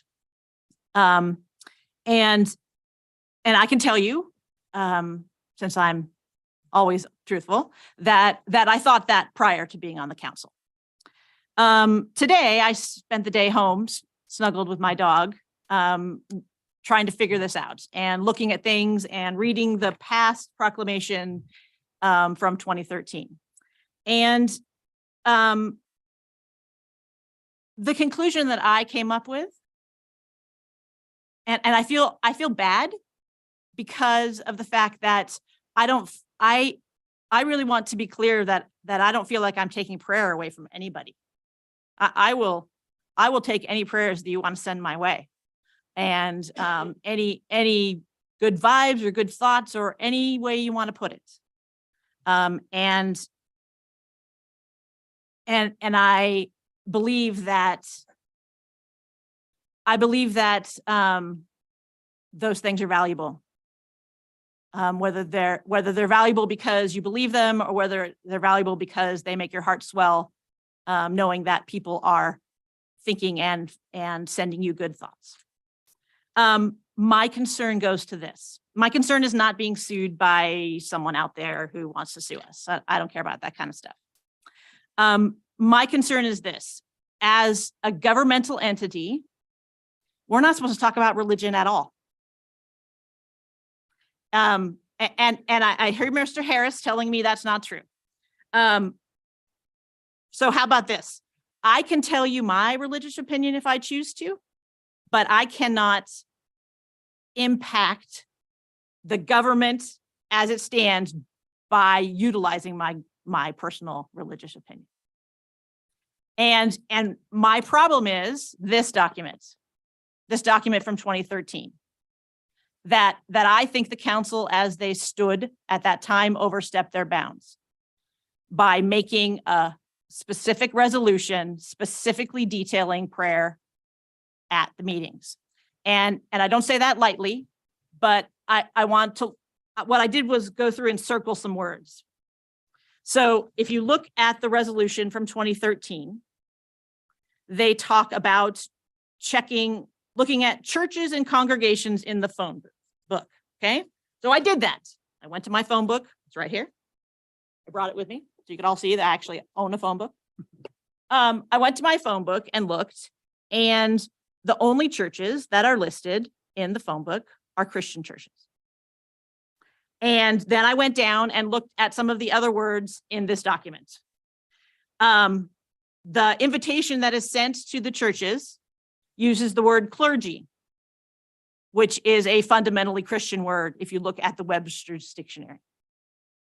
Also in the letter that is sent uses the word, and I can't even pronounce it right, ecumenism? What?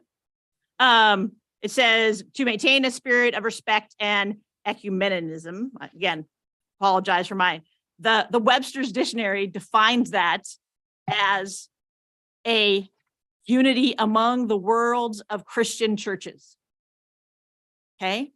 And so for me, it's not as much about taking church out of here and taking God out of here as it is that this document specifically references Christian only terminology. I imagine if I was a rabbi and someone sent me a letter that said, we'd like you clergy to come and pray, I'd say, I'm not clergy. I imagine that that I would feel excluded from us as someone not of a Christian faith. And whether that's a true statement or not, I believe the city council in 2013 overstepped their bounds by writing this document in the way that they did. And therefore, I think that it has to go. And I hope that your prayers and good wishes still come to me, but I don't believe that as a government entity, we should be writing anything in our government code that specifically talks about one type of religion or another. So that's my 2 cents.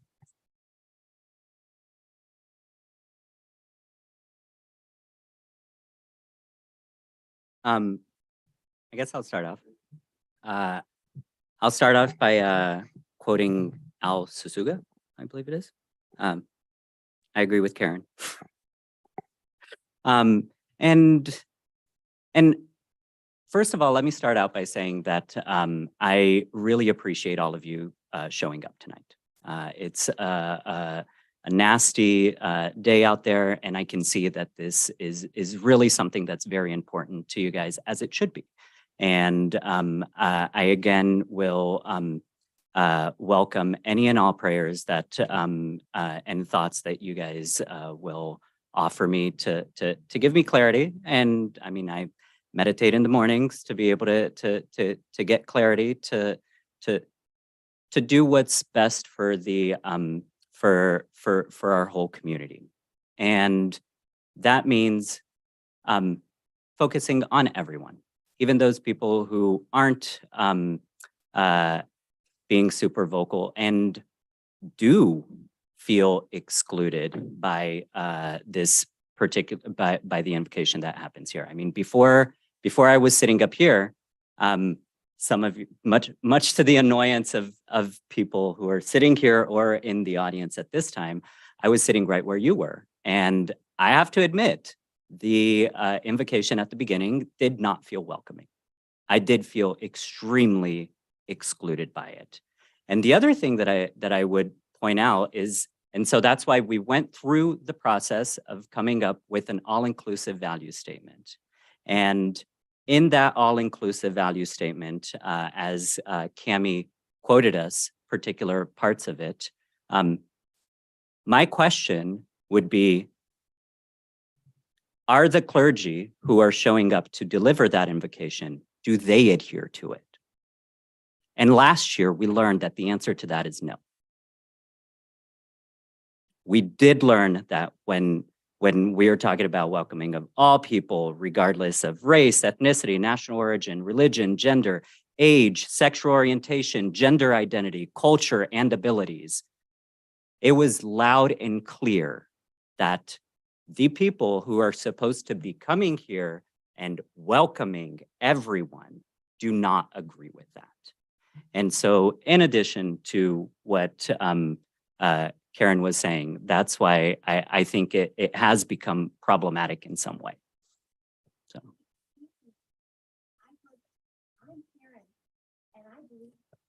I was Karen, taking that, Karen, Karen. I was talking about that, Karen. You are now known as Karen 3. We have 2 more here. As you should be.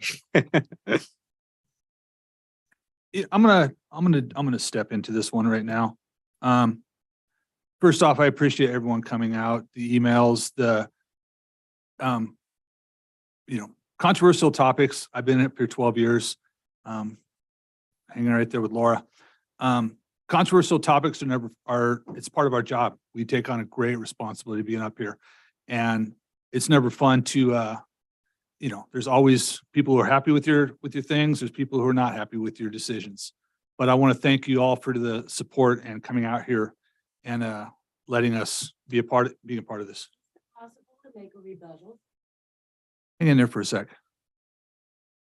I think in the matter of Karen Kong's comments, that We'll go with this.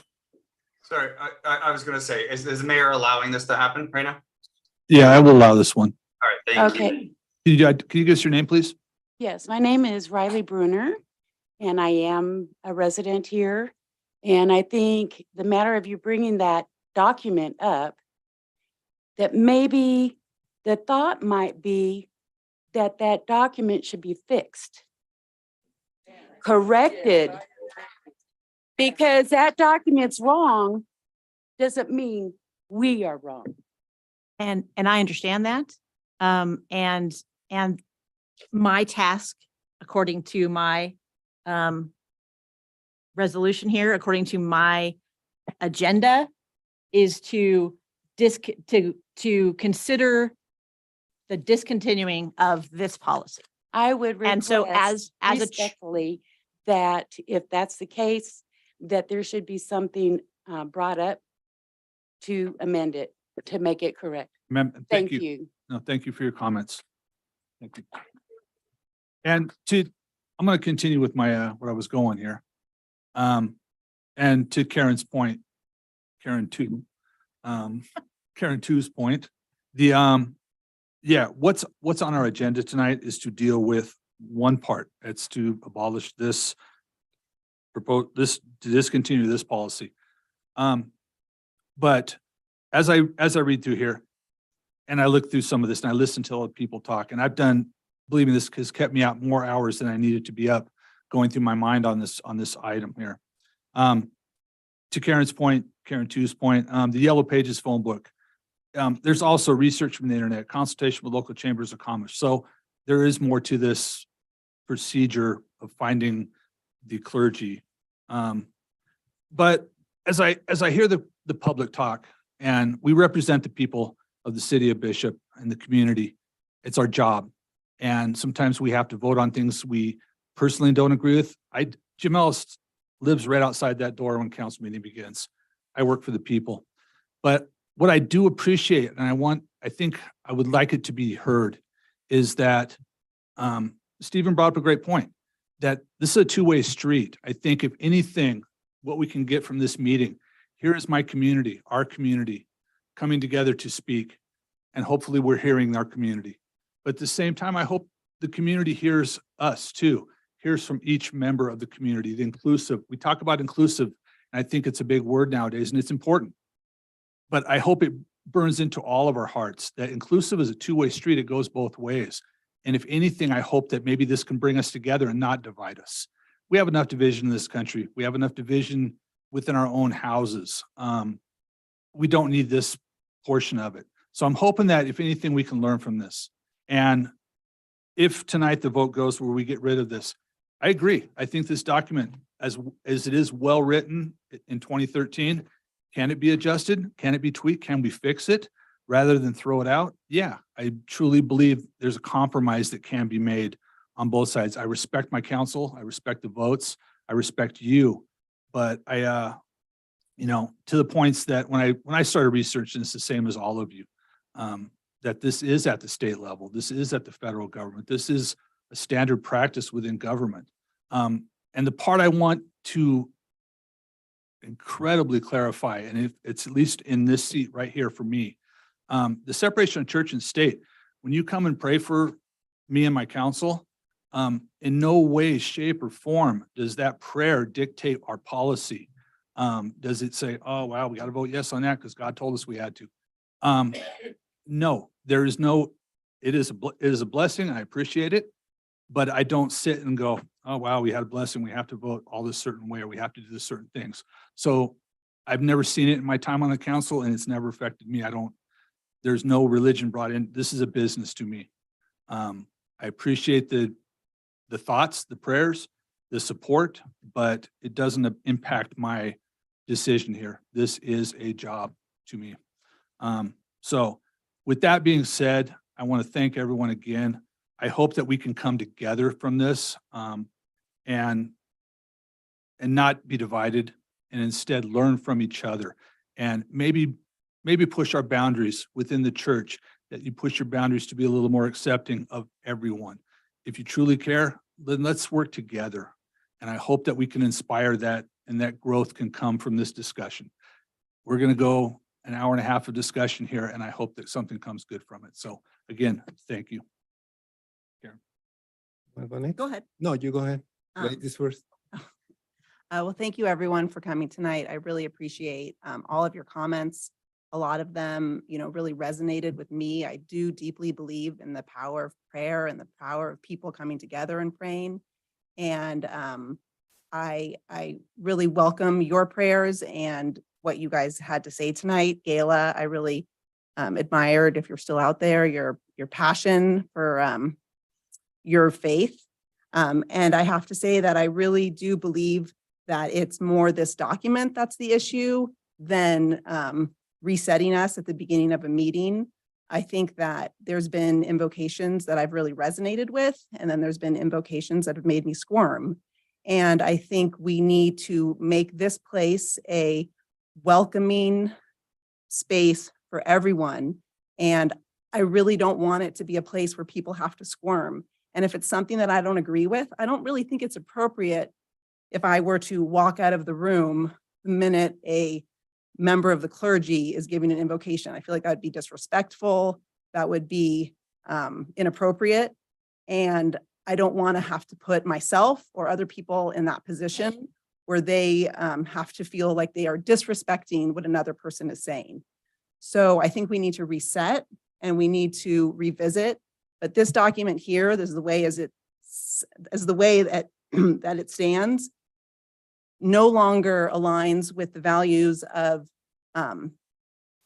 me and a lot of the constituents that have spoken to me. Thank you. Thank you everyone for coming and joining us tonight. Yes, it's a night where we all rather be home in front of a heater or fireplace, drinking coffee or hot chocolate or doing something else. So I'll invite you to join us the second and fourth Monday of the month for every council meeting, not just tonight, please, really. When I learned about this subject in our agenda, I started to think about how do I feel on both sides, in favor and against. Because I knew I would have to make a decision based on all facts, not just my own beliefs. So I put together some thoughts. And I'm going to speak on my behalf, not in support or against a fellow council member, a member of the public, a religion or religious practice. I'm a person of faith. I do pray. I'm a Catholic. I respect everyone's right to believe, to pray, or not to believe or pray. If you don't believe in praying and you don't do it, I respect you. I do not believe one religion or religious practice is better than other. in all religions, some people will use religion or a religious practice to their own benefit, to the benefit of a group, a country, or a political party. Jesus said, "Give Caesar what belongs to Caesar." It's in the Bible. And we know what he was talking about. Money. Well, I don't see. Let me start again. Atheists do not believe in God. That's a fact. That's the meaning of the word. Well, I do not know of anyone who claims to be an atheist or a non-Christian who lives and works in the United States, refusing to get paid in US dollars, simply because every single denomination of the US currency has engraved, "In God we trust." However, some atheists or members of other religions object to participating in activities or ceremonies mentioning the word God. They say, "It goes against my religion, or it hurts my feelings, or infringes my First Amendment right." I also believe that a blessing, a prayer, doesn't hurt anyone, except, of course, if you're not a believer or if it's done by someone from a religion other than yours. You may not like it. You may not want to participate in it. In closing, I'd like to say that I was elected by the people to serve the people.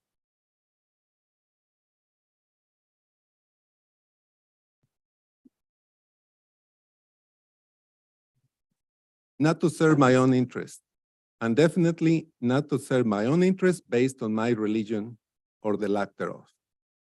I was elected to vote not only based on my own beliefs or judgment, but to vote based on what it is in the best interest for the city's present and future, and based on the will of the people. So tonight, I counted how many of you came to speak in favor of keeping the prayer. 21 of you did it. 1 spoke against. I received 12 emails in favor of eliminating the policy and 16 to keep it. Thank you.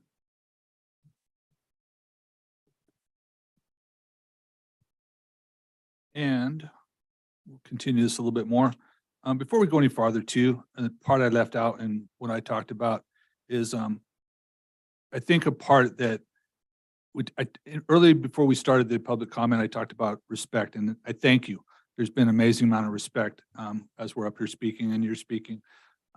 That is huge. I think I'm very impressed with my community. But along that same line, should we keep invocation or should we go to version 2.0 in the future, or however we do this? I would like to also point that part out, that invocation, we welcome the prayer part of it, welcome the thoughts, but I'd like to keep that part non-political. I think and that's my opinion, that please come up here, bless us. Please come up here and wish the best for your city, for your people, for the community, for the world. But let's keep the political part out and let the political part happen up here, and not right there. I think it would probably, looking back at the history and looking back at probably to a part why we're here.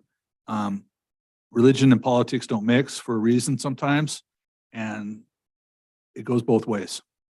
So with that, any more comments? Okay. Robert, anything before we move on here?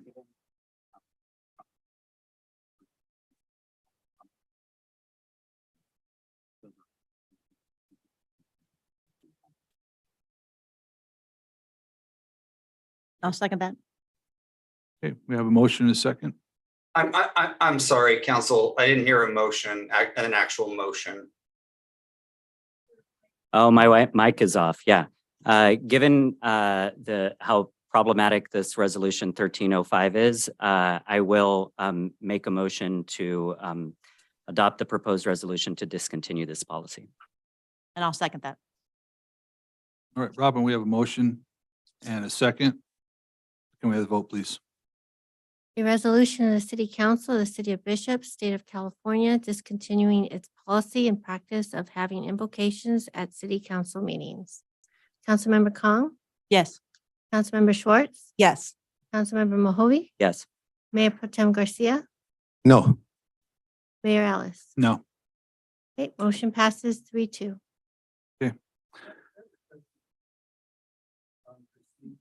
Yes, sir. Motion is made and then it's seconded. Isn't there supposed to be a time of discussion after those two steps are taken? Pucci. No, It is a part of Robert's Rules He of Order can't hear you. that you make a motion, Sure. you second, and you open it up. You need Sir, could you please explain that in front of the microphone so everyone can hear you? And our attorney who's on Zoom couldn't hear you either. Let me just say, council, I'm sorry that I'm not there in person. I'm dealing with a house flooding full of water. But to what I got from the question was procedurally, did the council handle this matter correctly? And the council conducted a public hearing, solicited public comment in both written and in verbal formats, closed that time period. And so the answer is no. The matter returned to council for a final decision. The final decision has been made. And so that decision is final at this point. Do you follow Robert's Rules of Order? That's what you follow? It specifically states that you make a motion, and then you allow, or you open it up to discussion. Now, Robert's rule says the council can have discussion on the motion at that time. No, that was going to be one of my questions on who is allowed. Council is allowed to have discussion on the motion, and the mayor called for a vote. But there was no request for, you're right, it's the voting body, which is true, but it does allow for any other input as a part of a motion. And I believe you are right. And I've seen it done where after a second will come or a motion that an amendment will happen. And there's the That's right. council, there's the council discussion. And Dean, correct me if I'm wrong. It allows for discussion amongst the council, but Yeah. not amongst the community. I'm agreeing for that. I agree with you on that, but just the whole timing, it seems to me that there was no opportunity for somebody to make an amendment or a substitute motion because it's so quick. And so if somebody wanted to, if you're listening to the conversation and you heard some of the reason, and I appreciate what you had to comment, I personally feel that you were sharing from your heart, and that was important for me to hear. But if somebody wanted to have the opportunity to say, let's say, a substitute motion to say, we will continue with the invocation, eliminate all the past reasonings, and work on a refined practice. I didn't see any opportunity you did it so quickly. You didn't allow for that. I mean, it was a very fast transition. stop you right there, Mr. Pucci. Yeah, so I'm sorry. So the council has the ability to take matters as quickly as they want to do. Procedurally, they complied with everything they wanted to do. There was no motion for reconsideration. There are no motions on the table. The motion passed. Public comment was heard. And so this matter is closed. And in the matter of moving on in terms of the council's own business, we have other agenda items that we need to do so at this time. All right, thank you. All right.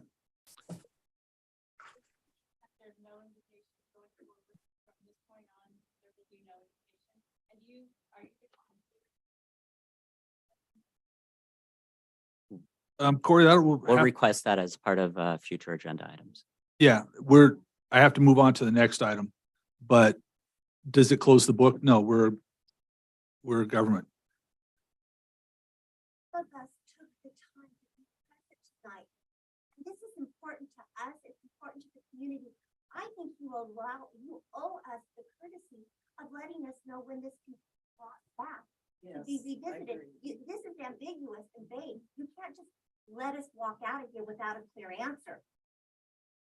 You said the wording was wrong on the paperwork, that you didn't have to be revamped. When So, are you gonna Karen revamp Free, it? if you want to hang out for the rest of the meeting, we'll see at the end of this, and I'll try to help this through here, to expedite this meeting, and to get us where we need to be.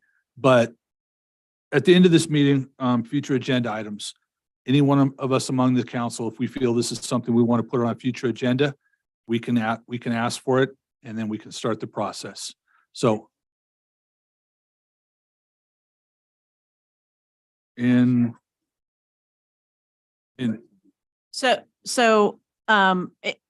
three more items, we'll be It's my understanding that even if we bring it up in future business, we won't be speaking about it tonight. We'll just say, on a future agenda item, could you please put this back on to revamp something? And that'll be the end. There won't be any sustainable, yeah. We kind of have to follow the order of the business.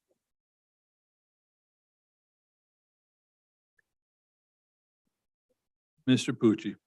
I'm not sure he can hear you. Yeah, that's the problem with this, other than me not being there, which I get it.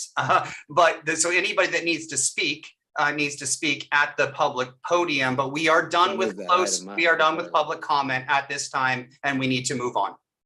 Okay. Yes. So Attorney Pucci, though, if the mayor so chooses to move a future agenda item up to the next item, well, he could do so, correct? So the future, meaning replace future agenda items right now before the remainder of the new business? Yeah, just move the item number up of future agenda items. So the mayor has every right to do whatever he wants to do in organizing the state. There you go. Okay. Out of respect for my council, would the council be okay with that part? Moving it up. Moving item 16 up to discussion right now? Yeah. Okay. Then, Mr. Deshawn, we're going to move future agenda items up, and let's start with you, Karen. I do have a future agenda item, and it does regard what a lot of you guys referred to tonight with the football player. I think we need to have AED units at our city park. I don't think we have. I asked Destin, but I think that they're life-saving devices, and we should have them in our park. So if someone does go into cardiac arrest, they can be saved within seconds. So I don't know if that needs to be agenda, like a discussion item, but I think it happens even to high school kids. Yeah, that's what I was thinking. Wait, let me see if there's any other future. Let me go on my. Hold on, I have notes. I think that was the only one off the top of my head. Yeah, that was it. Okay. AEDs. Okay, thank you, Karen. Karen Kong? I'm sorry. I would be more than willing to look at language and see if it would be something we could discuss and agree upon as far as some sort of opening reset for, I don't know that I would even want to call it an invocation, but some sort of opening, bring everyone together kind of thought. How's that for an answer? Council, okay? Sounds good. Great idea. Right. Since we're still on item 16, Councilmember Hovey. I have nothing in addition to that. Yeah. Nothing from me either. And I would, for future agenda item, I agree. I think let's revisit this and look at it again and see if we can repair this and come up with an alternative. So, good? Got it. Okay. And please, if you're interested in helping in this process, for us to look at it and really be as inclusive as our mission statement is, please reach out. Okay. Be clear so we know what to do to get this back to be rediscussed? Have you made it clear what, I mean, Gayla don't know what to do, but I'd like to keep Kayla, God in the invocation somehow when you rewrite it. And I want to do if I need to email or what do I need to do? yeah, keep an eye on the, on our future agendas, you know, every 2 weeks. And this is going to come back before us. Thank you. So can't guarantee it'll be 2 weeks from now, but we have some staff tweaking, massaging to do. So with that, again, thank you. Are we good? Yes. Yeah, and Mr. Mayor, I just recommend that we return to item 15B and move forward with the agenda. That's where we're heading. Okay, we're gonna go back to 15B. And we're gonna go for Parks and Rec Commission, council to consider to reappoint John Weatherford to the Parks and Rec Commission with the term ending January 11th, 2027. Destin. We'll give you a little second here, Destin. Want me to do it? I can do it. I can do it. He just called you out.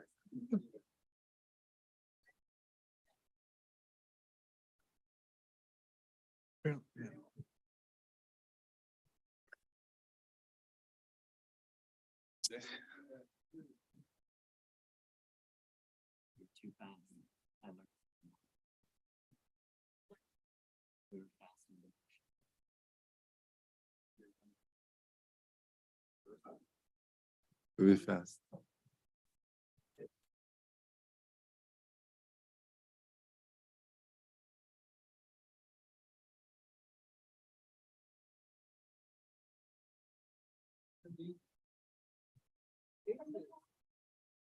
Okay, Destin Deshawn. I can. Actually, Robin will be taking these next two items on the appointments of commission. Robin, I apologize. No worries. All right. Either way works. Oh, yeah, I am. Huh? I can do it. I don't know that Greeting- John's here. Is John is not here, but Hank is. So he's plowing the snow. greetings, council. Parks and Recreation Commissioner John Weatherford's term is scheduled to expire on January 11th of 2023. The process for advertising a scheduled commission vacancy was completed and resulted in the receipt of only one application. The one application was submitted by Commissioner Weatherford based on the continued interest by Commissioner Weatherford to serve on the Parks and Recreation Commission. The decision was made to not extend the advertisement for the scheduled vacancy and no interviews were conducted. The notices for the vacancy were published in your register as required. The Parks and Recreation Commission appreciates the diverse representation they currently have seated on their commission. John Weatherford has served on the Parks and Recreation Commission for over 14 years and has been a local resident and also a past business owner and an active member in our community for many years. There are no budget impacts. The city's fiscal year 22-23 budget includes the compensation for all 5 commissioners on the Parks and Recreation Commission. Attorney Pucci has reviewed this item and finds that the recommended action complies with the law. Unless council has any specific questions for me, council, I'd like you to consider reappointing John Weatherford to the Parks and Recreation Commission with a term ending on January 11, 2027. And his letter of interest is also attached to your staff report for your consideration. Thank you, Robin. Do we have any questions from council? Do we have any questions from the public on the reappointment of John Weatherford to the Parks and Rec Commission? Okay, do we have a motion? I just want to thank him for his service. Jose, you want to make a motion? Sure, I'll make a motion to reappoint John Weatherford to the Parks and Recreation Commission with a term ending on January 11, 2027. I'll second. Okay, Robin, we have a motion and a second. Can we have a vote, please? Councilmember Kong, Yes. Councilmember Schwartz, Yes. Councilmember Mahovy, Yes. Mayor Pro Tem Garcia, Yes. Mayor Ellis. Yes. Thank you. Motion passes 5-0. Okay, we're going to move on to item 15C. This will be the Planning Commission, and we'll give this one to you also, Robin. Thank you. Planning Commissioner Hank Truxillo.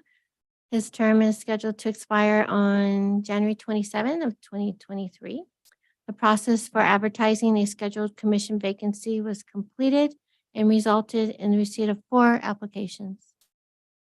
Interviews were conducted on Thursday, December 22nd, 2022. The interview committee would like to bring forward their recommendation to council to reappoint Hank Truxillo to the Planning Commission with a term ending January 27, 2027.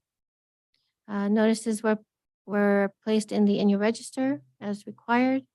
The Planning Commission also appreciates the diverse representation they currently have seated on their commission. Hank Truxillo is present here tonight. And he has been a local resident and an active member in our community for 8 years. There are no budget impacts.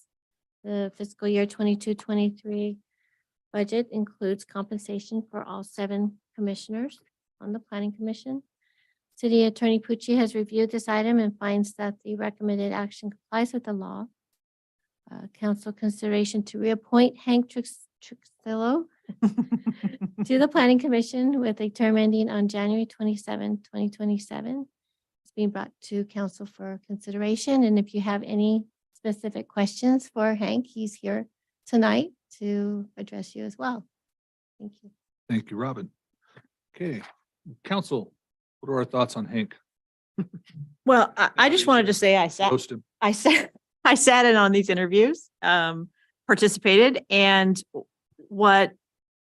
Hank is great, no doubt, but I was super jazzed at the idea that we had lots of other people apply as well.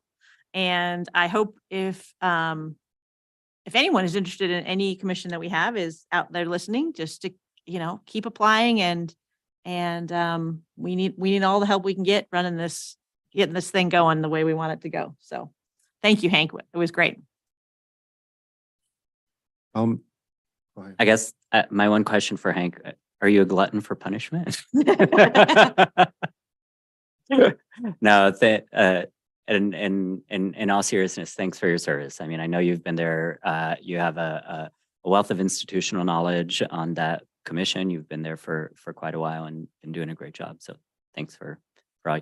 And I especially appreciate the Planning Commission because they do a lot of vetting of all of the rezoning documents before it gets to us. And like we see, they're paid $50 a meeting, and the amount of work that they do is completely invaluable. And so I think They thin the thank you herd out guys for quite a bit.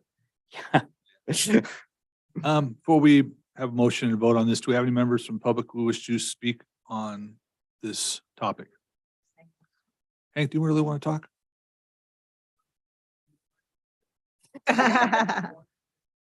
I've known Hank for so long, he's just fun to play with.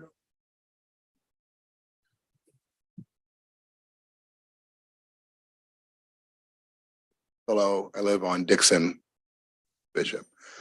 I want to thank you all for the kind comments. I think that was really nice. Can I bring up something controversial? No. Why not? Why is it you guys get water and we don't? Oh. Usual, those water. No. Vending machine out there? Yeah, we're 7 of us too. Yeah. On that note. No, thank you guys very much. I appreciate it. Thank you, Hank, for everything. Comments. Don't, All you got to do is ask Michelle. yeah, and don't go away yet. Hank, would you like a glass of water? Really.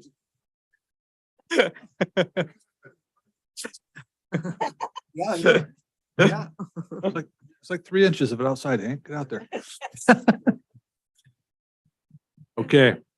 I like to say that I like to thank you for serving in the Planning Commission. I spent 4 or 5 years at the Planning Commission working with you. The knowledge and experience that you bring to it is really valuable. So really thank you for wanting to continue. So you've been on the commission for how long? 5 years? 8? Okay. Well, the record, it's more than 30. So you have a long way to go. And it's still counting. going, And it's still right? counting. It's Yes, that's still going. counting. So yeah, okay. Yeah, thank you. No seriousness. Thanks, Hank. Okay. Yeah, I'll make a motion to reappoint Hank Truxillo to the Planning Commission with a term ending on January 27, 2027. I'll second that. Right, Robin, we have a motion and a second. Can we have the vote, please? Councilmember Kong, Yes. Councilmember Schwartz, Yes. Mayor Pro Tem Mahovey, Yes, Mayor Pro Tem Garcia. Did I just say Mayor Pro Tem? you I'm did. sorry. Okay. Councilmember Mahovey. Yes. We got two of these guys now? Mayor, Mayor Pro Tem Garcia, Yes. Mayor Ellis. Yes. Thank you. Motion passes 5-0. Thank you, everybody. Right, Hank, 4 more years. Right. Last up on our new business will be discuss community service department programs and services. And Dan McElroy, come on down. Good evening, Mayor and Council. Once again, Robin, I give Robin a quick PowerPoint presentation. I'll go over with you guys really quick. So when she brings it up, we'll hit the ground running. While she's doing that, I'll read you our mission statement. The City of Bishop Community Services, through a coordinated effort, seeks to enrich the quality of life of the citizens we serve and to provide safe, accessible recreational facilities and diversified programs of recreational activities for all citizens. Currently, right now, we offer 13 total programs. We offer 8 youth and 5 adult. The 5 adults we won't go over. They're just a little much right now. But the adults that we do offer are soccer, softball, fitness classes, volleyball, and aquatics classes at the pool. The youth programs that we currently offer are our after-school program, summer camps, kids' night out, gymnastics, tennis, wrestling, the KIND program, and swim lessons at the pool.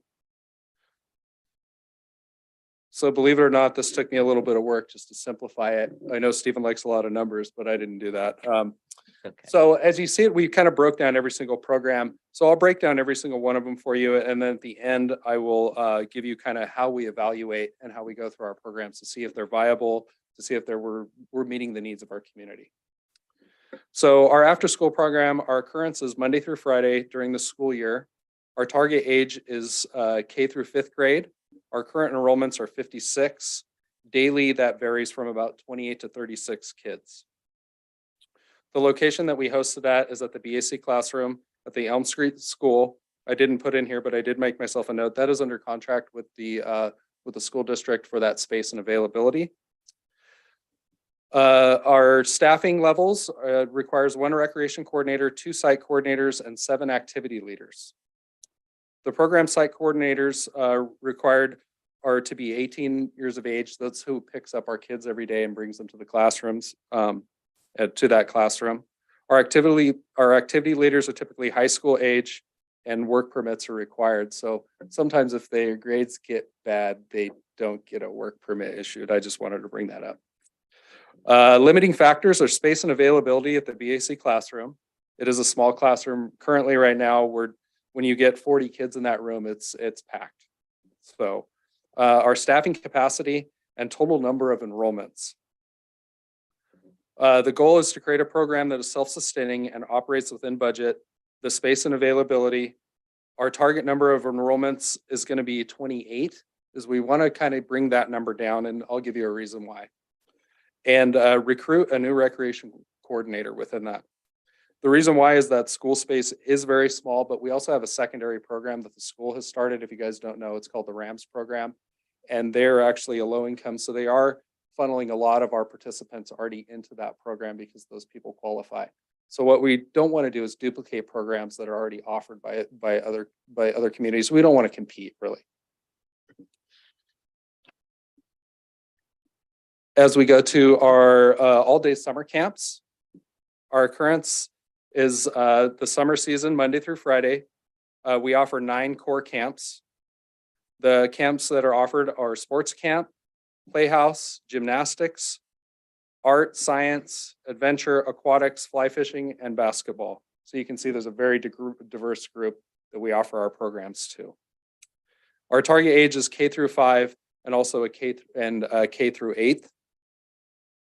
So we've actually expanded that to grab that other target age range. We used to just do that that younger group, we've actually expanded it into those 8th grade groups.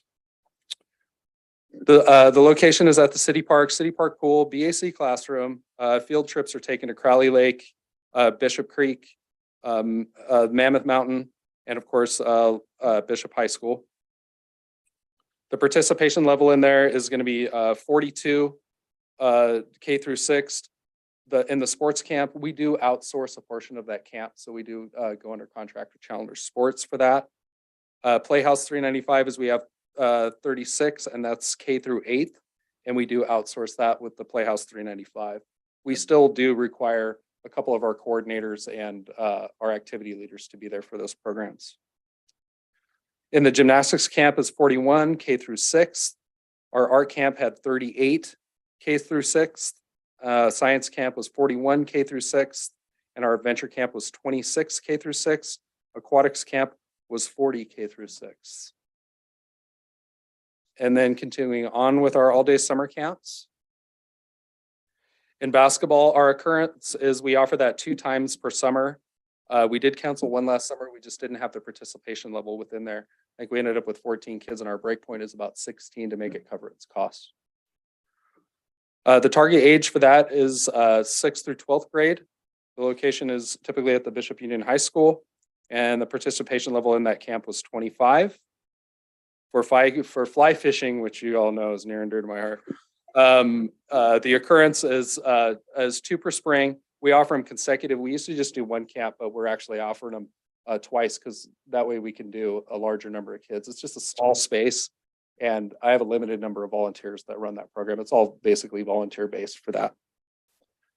Staffing, so target age is 6 through 12. Location is at the City Pond. Our participation last year was 18. So we really want to hit that target number of 20. So those numbers were a little low, was just a little low last year. Staffing levels takes 1 recreation coordinator, 2 program site coordinators, and 7 activity leaders, especially once you get into the basketball. So that basketball is where those numbers really come from. In the fly fishing, that's is really that's volunteer based. I should have put that in there for you. Just we do outsource.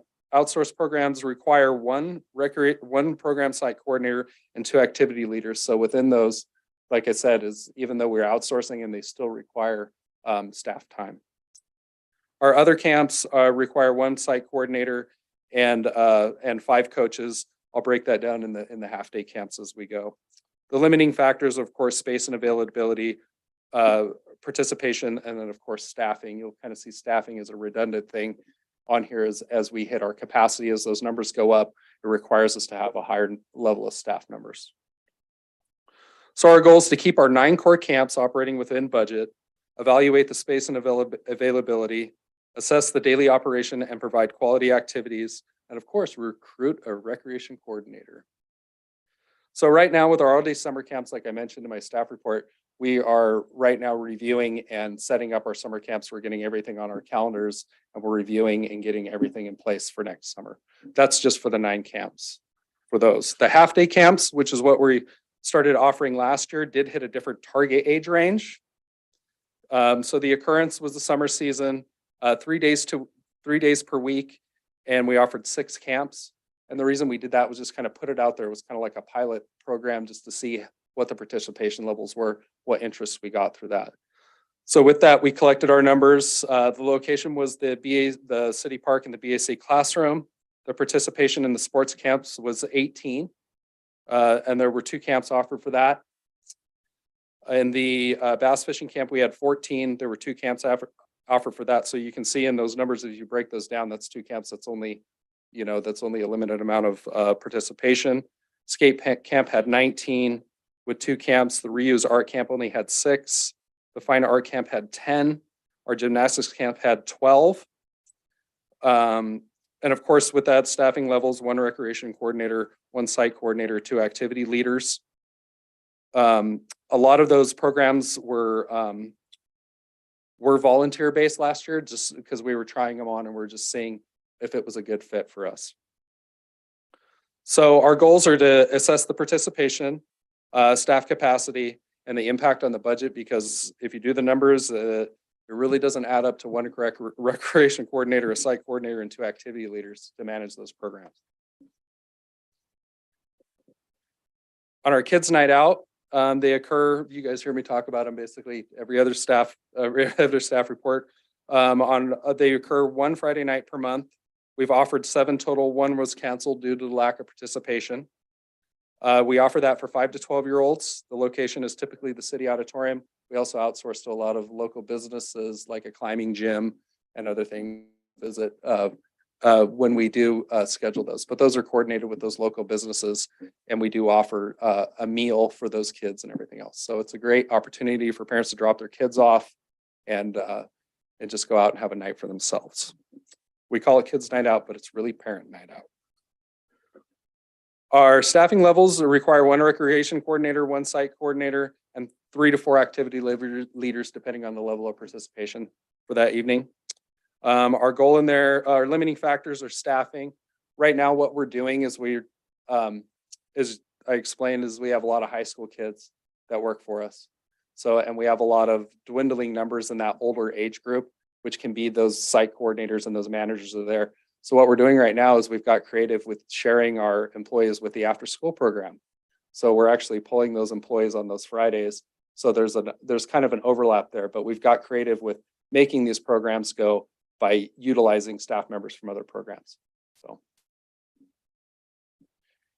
our goal right now is to retain the current schedule, address staffing. It does create issues within those other programs when you start sharing staff or if somebody calls in sick, for instance. It really puts kind of a ripple up the chain, so to speak, all the way to my desk. And then I end up at Destin's desk complaining about it. But it really does create a ripple effect when one person calls in sick. So if we don't have a correct staffing level and we don't have the correct numbers in the program to meet those staffing levels, it really sends a ripple up the chain, even if somebody just calls in sick. And the last thing we want to do is cancel a program. So, and then collaborate with our local businesses. So we're going to continue operating the way we've been doing that. It's really addressing those staffing issues as we go forward. In our gymnastics, and this has been offered, I didn't put in there, but quite a few years since I came on board, and that was 13 years ago. So we've been offering gymnastics for about 13 years. The occurrence is year-round, Monday through Friday. We offer baby gym, tumble tots, kinder gym, flip kids, gym bears, and gym stars. Our target age is anywhere from 18 months to 14 years old. We offer that at the City Hall Auditorium. Our current participation right now is at 62 within those. That requires 1 recreation coordinator and 4 instructors. They require gymnastics instructional training. I put that in there because some of these positions become very specialized and it's hard to find those people that meet those special qualifications. Limiting factors, of course, is staffing. We are sharing employees with the after-school program. We do have a couple of dedicated instructors, but we want to address that staffing, and it'd be great to have just dedicated instructors that taught that. But it's kind of hard to do because you only work a couple hours and a couple hours a week. So the goal with that is to retain the current. We're looking at modifying in our summer schedule to keep our participation levels.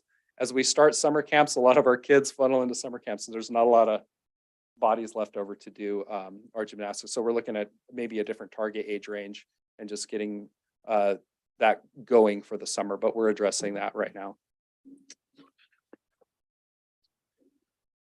And we'll go to our, I kind of combined these just because they were small. Our youth tennis and wrestling. We do offer wrestling in the spring. It was canceled in 21-22 due to the lack of space and availability. Once we set up gymnastics in the gym, it's hard to break down all that equipment to bring in a group of kids to come in and use our gym. So we were using the school. The school offered that space to someone else. So the wrestling team right now is actually renting a building, I believe, over in the Cottonwood Plaza to do their training for wrestling right now. So that target age is 6 to 18 years old. The location used to be at the Bishop High School, Bishop Union High School. It requires 1 recreation coordinator and 1 instructor. Typically, the instructor that we use is the high school coach. is they would like to continue their program as they coach, and then they end up coming on board with us as an employee and being a coach for us. And of course, staffing. It's been hard. There's been a lot of influx with that position at the schools. It's kind of rotated with the wrestling coach over the years. So it'd be nice to have a very stable person in that position. Our goal is to evaluate the program and of course the space and availability. I know that's becoming more of an issue with the school, with the collapse of the gym at the school, is finding those spaces and that availability for us.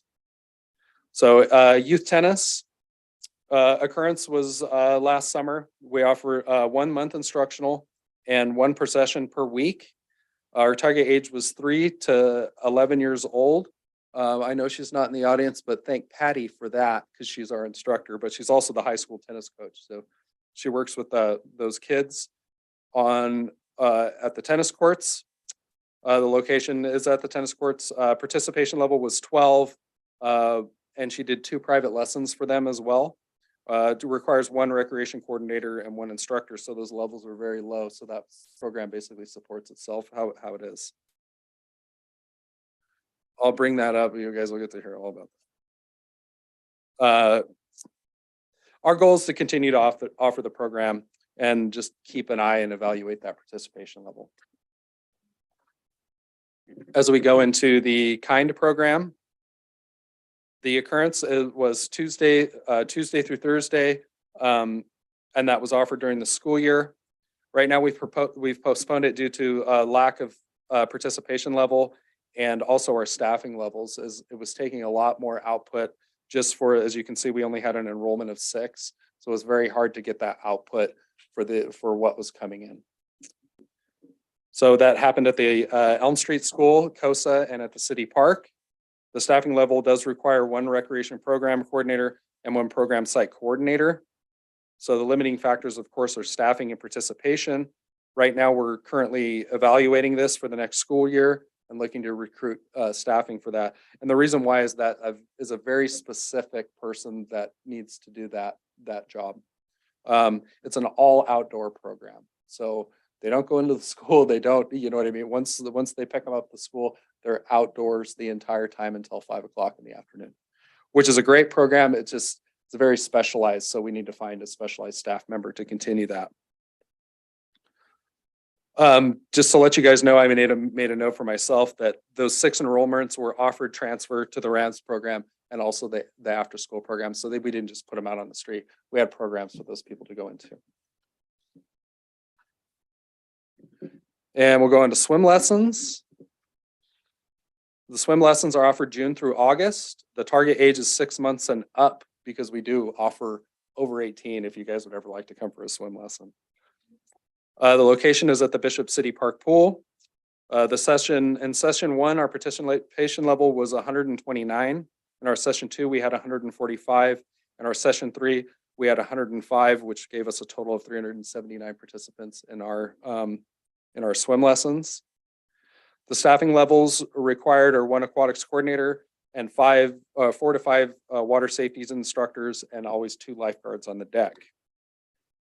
Aquatics coordinator requires lifeguard certification, WSI and LGI, and that's water safety instructor and lifeguard instructor for that position. So that position is very specialized. The same with the lifeguards. Lifeguards require that WSI plus their lifeguard certification, but that WSI is what we use as our guidelines for instructing kids. Limiting factors are staffing, of course, the WSI and lifeguard requirements. So those are very difficult for us to get here. And that's why we require that aquatics coordinator to have that LGI certification so we can train in-house. So our goals for that are to evaluate staffing and keep our participation levels and of course, recruit an aquatics coordinator. So we're looking at refilling that position right now.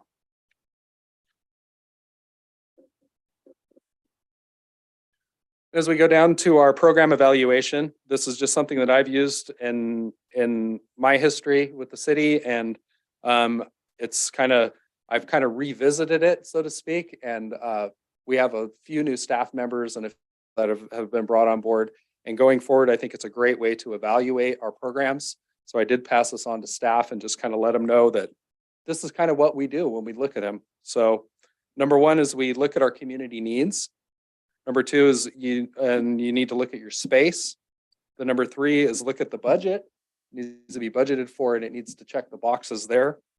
The participation level is what's your participation level. And the last is staffing. And if you can't check any of those boxes, that last portion is going to be staffing. You know what I mean? So that staffing is a crucial, and that's why I kind of put it last. If you can check all those boxes all the way down, and then it's what staffing level do we have to make this program a go? You just can't have a program if you don't have staff. And then last is just a little thing for the future is we're going to continue to evaluate our programs. We evaluate them constantly.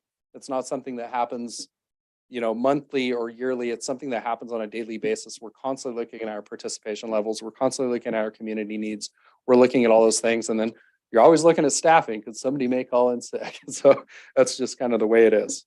So our evaluation, what we'd like to do is address our staffing and our staffing levels is really do good promotions and make sure that we're doing our trainings and getting qualified people for those positions. The next thing is we really want to collaborate as different programs and things come online throughout the city. Things change. You know, nothing ever kind of stays the same here in the programming world. Is looking and addressing if there are duplicate programs out there, is making sure that those people know that those programs exist. So that collaboration needs to work back and forth. And last is just to receive community input. And that's kind of how we operate is the community comes to us and says, hey, this is what we want. And then we go through that evaluation and we check those boxes. And then last on the list is staffing. So that's kind of the way it works. So what we are going to do in the future too, is we're going to host a workshop on February 22nd with the Parks and Rec Commission. So this will be presented to the Parks and Rec Commission as well. And I would invite at least 2 of the council members to possibly be there if you guys could to have some more further discussion.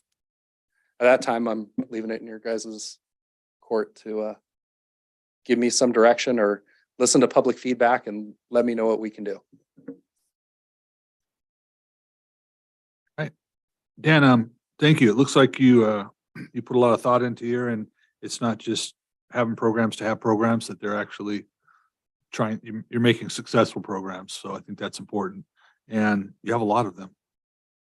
Sure do. Yeah, but we have some staffing issues and some coordinators. But yeah, Oh, sorry. keep going. Oh, I just have one question. What, I mean, as you've been offering a bunch of programs, and you're constantly assessing them and trying them out for like, what is the public actually interested in everything? Has there been a program that you were like, oh, people are going to love this and that you've offered that, hasn't resonated with people? Yeah, I think that goes surprised to you? last summer was those half-day camps with the older group is because we did have quite a few people come to the Parks and Rec Commission in the past and have come before you at council and said, hey, you need to offer something for this older age group. And we did it and it didn't really meet those standards that we set forth in that evaluation. So that's kind of where we were. Surprising. Yeah. There are a couple of those half-day camps in there that we are going to revisit that we said, hey, these were really cool and we think we should re-offer them. It's not something that we just scrap it and throw it away, is we reevaluate them and we're going to put them back out there and we're going to try it again. Take a look, find the weaknesses and see where you can fix it. Exactly. Perfect. And what do you think is the biggest challenge with staffing these days? Without being rude to my daughter, I'm just kidding. As high school age kids right now is finding people that are qualified. So we did address our pay issues in the a few months ago, which I think will help that end. But it's really finding those qualified quality people to be in those programs. And I think most importantly that, and to add to what Dan's saying is, you know, we're running these programs with, as you saw, many of these kids are less than 10 years old, probably more like in the 5 to 8 range. And we're having a real difficult time finding adults, you know, and you just cannot operate a successful program that the city, you know, can, you know, if we're going to do it, we need to do it right and safely. And we're having a hard time finding those adults right now. So if anybody knows them out there, Because that's really what our programs are going to succeed or fail on, is by having that adult staffing out there. That's nationwide in every industry. right Yeah, now. it It's is. just, It it's hard. is, but it's a shame. And Dan's done an excellent job. I want to add is that, with the turnover with the coordinator and now kind of reevaluating everything, we're getting a look at things, and having, maybe 40 children with only 2 people in there is just too many. We need to relook at those things and make sure we're doing what we're doing right and providing a good service. Right. And within that, it's not like we're kicking people out on the street. Like I said, is there's duplicate programs that are going on. You know what I mean? Is we'll find that space and availability for them and work with everybody that participates in our programs to find them a home. But our goal is through attrition is to get those numbers down as people go through into the RAMS program, especially with after school program, is get those numbers down to where they're manageable for staff. So that was kind of my question. Is the school's after school programs going to continue, or is that limited funding? Do you know? I believe it's limiting funding for 3 years, but I've heard it's going to be long term. I don't think the state's going to give that up once they see the benefit to it. Okay. And then have you heard do we have a yearly contract for that space at Elm Street, or Yeah, we do a 3-year contract. a 3-year? So where are we in that? I think we're right in the middle, so I think we have another year for that. I But was- through talks with Kate, they're more than happy to give us that classroom as we need it. So, I was concerned because of all the new TK yeah, kids coming in and their need for space over there. we did address that with her, and she said, yeah, it's not going to be a problem. Wonderful. That's great to hear. Awesome, name. I thank you for these programs. As someone that had a child that truly benefited from them, they're phenomenal. So hopefully you can address staffing issues. But yeah, my son, he grew up in City of Bishop programs and loved them. Now he's a little bit too cool. So I wish we might address that 12 to 14-year-old range, Well, and that's kind of what it is those Yeah. kids, they kind of time out and they get too cool. He's too cool. Yeah. He's too Could cool be to wear a rain jacket. Well, and that's why we looked at the cool things that were in that camp where, especially in those half-day camps or the skate camp. Right. Were a couple of, I can't remember the other one, but we really wanted to revisit those and say, hey, we're going to try this again and see if we can get that You participation. could be an employee. Mountain biking. Yeah, I'm ready. I'm ready. Mountain for him biking to camp. job. Sure. That would be years. cool. Well, and I really appreciate you doing this for us. I know it seems like kind of a hassle, I'm sure, but just to have kind of a snapshot of what it is you guys do. This And- was really good work for me too, because I got to dive into really everything and really start breaking everything down in what we do. So, Good. Great. Thanks. Very informational. Thank you. thank you. Thank you. Okay, we're going to move on to item 17, council committee reports, and Mr. Mahovy.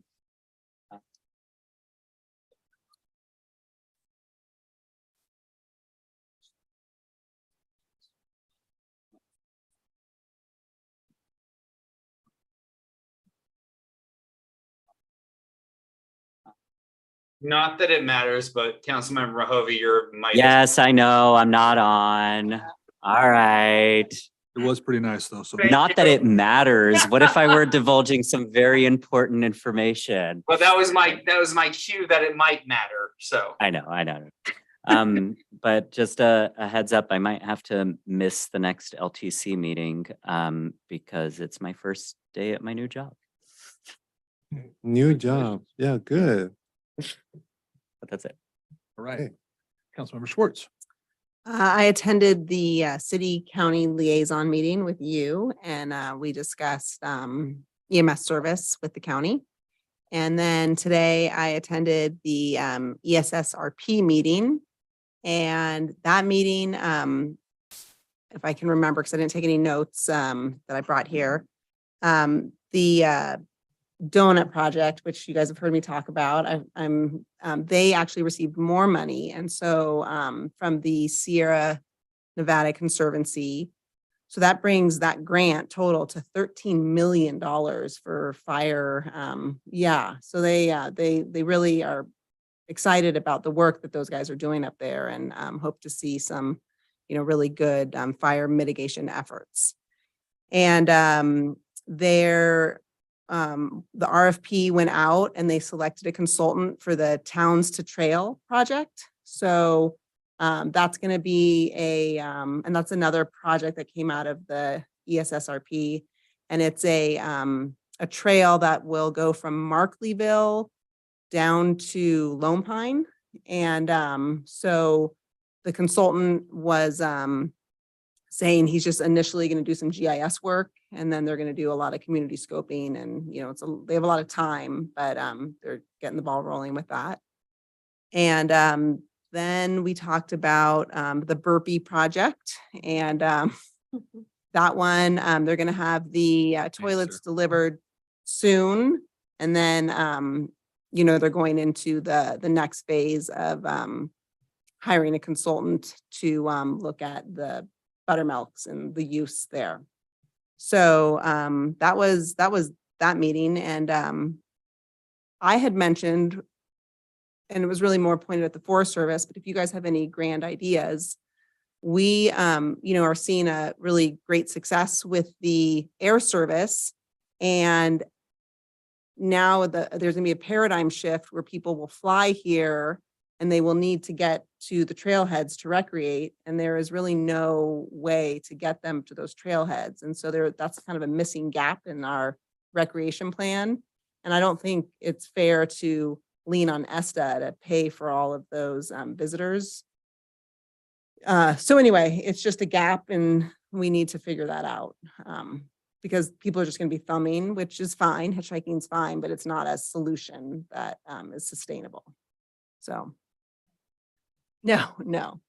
So if you guys, wake up in the middle of the night and start thinking about how visitors can get around. I watched the Simpsons episode on the monorail. Just gonna buy a van. Okay, is that it? That's it. Yeah. Right. Karen Call. I did not have any meetings during this period over Christmas and the holidays. I have been in close contact with some people at the water department to find out about Owens Valley Groundwater Authority meetings. There, Aaron Steinwan has retired, and that whole process is going to be interesting to see who's coming in to take over and when those meetings will start back up again. Changings, yep. Yep. Okay, thank you. First mayor pro tem. Thank you. Well, last week, let me go in that order. I attended the county building dedication ceremony. It was very emotional, very nice. Deston was there as well. And last month, Jim and I met, and Deston, we met with Senator Alvarado Hill, a member of her staff. We talk about some of our concerns as far as city level, which we share most of them with the county, which is housing. And it was a very nice meeting her, very nice lady. So that's all. As far as meeting, it's been slow, nothing happened over the holidays. Can I ask a question about that? Yeah. Did you ask her to introduce legislation so that we don't have to pay state tax on emergency vehicle purchases? Actually, that's one idea that I don't remember who mentioned it, but yes, and she's really excited about it. Awesome. And I'm sure something is going to come up. I did ask as far as about that. Awesome. I did ask about that, Stephen, Mhm. and presented, Des and I both talked about it. And we've since heard back from Chief of Staff. She has started the Research. Sure. research and the legwork. I mean, it's a slam dunk. Trying to That's get that exact- to committee. That's how she put it too. That was as bipartisan as it gets Oh, right yeah. there, that if this can't go through, they said nothing will get Nothing done. can go through. Yeah. And that's how we sold it. She was amazing. She, I've met with lots of senators and at that level, and she cared. She wanted to hear what we thought, and yeah, so it was a great meeting, and I think we can keep cultivating that to help us.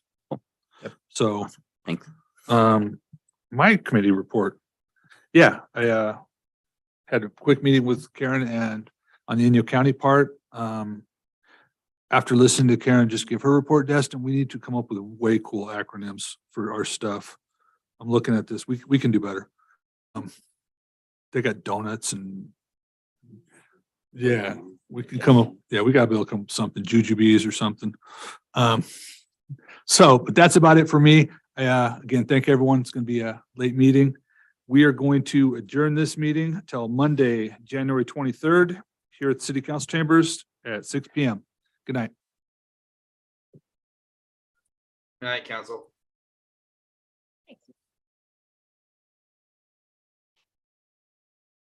Good night, Dean. Good night.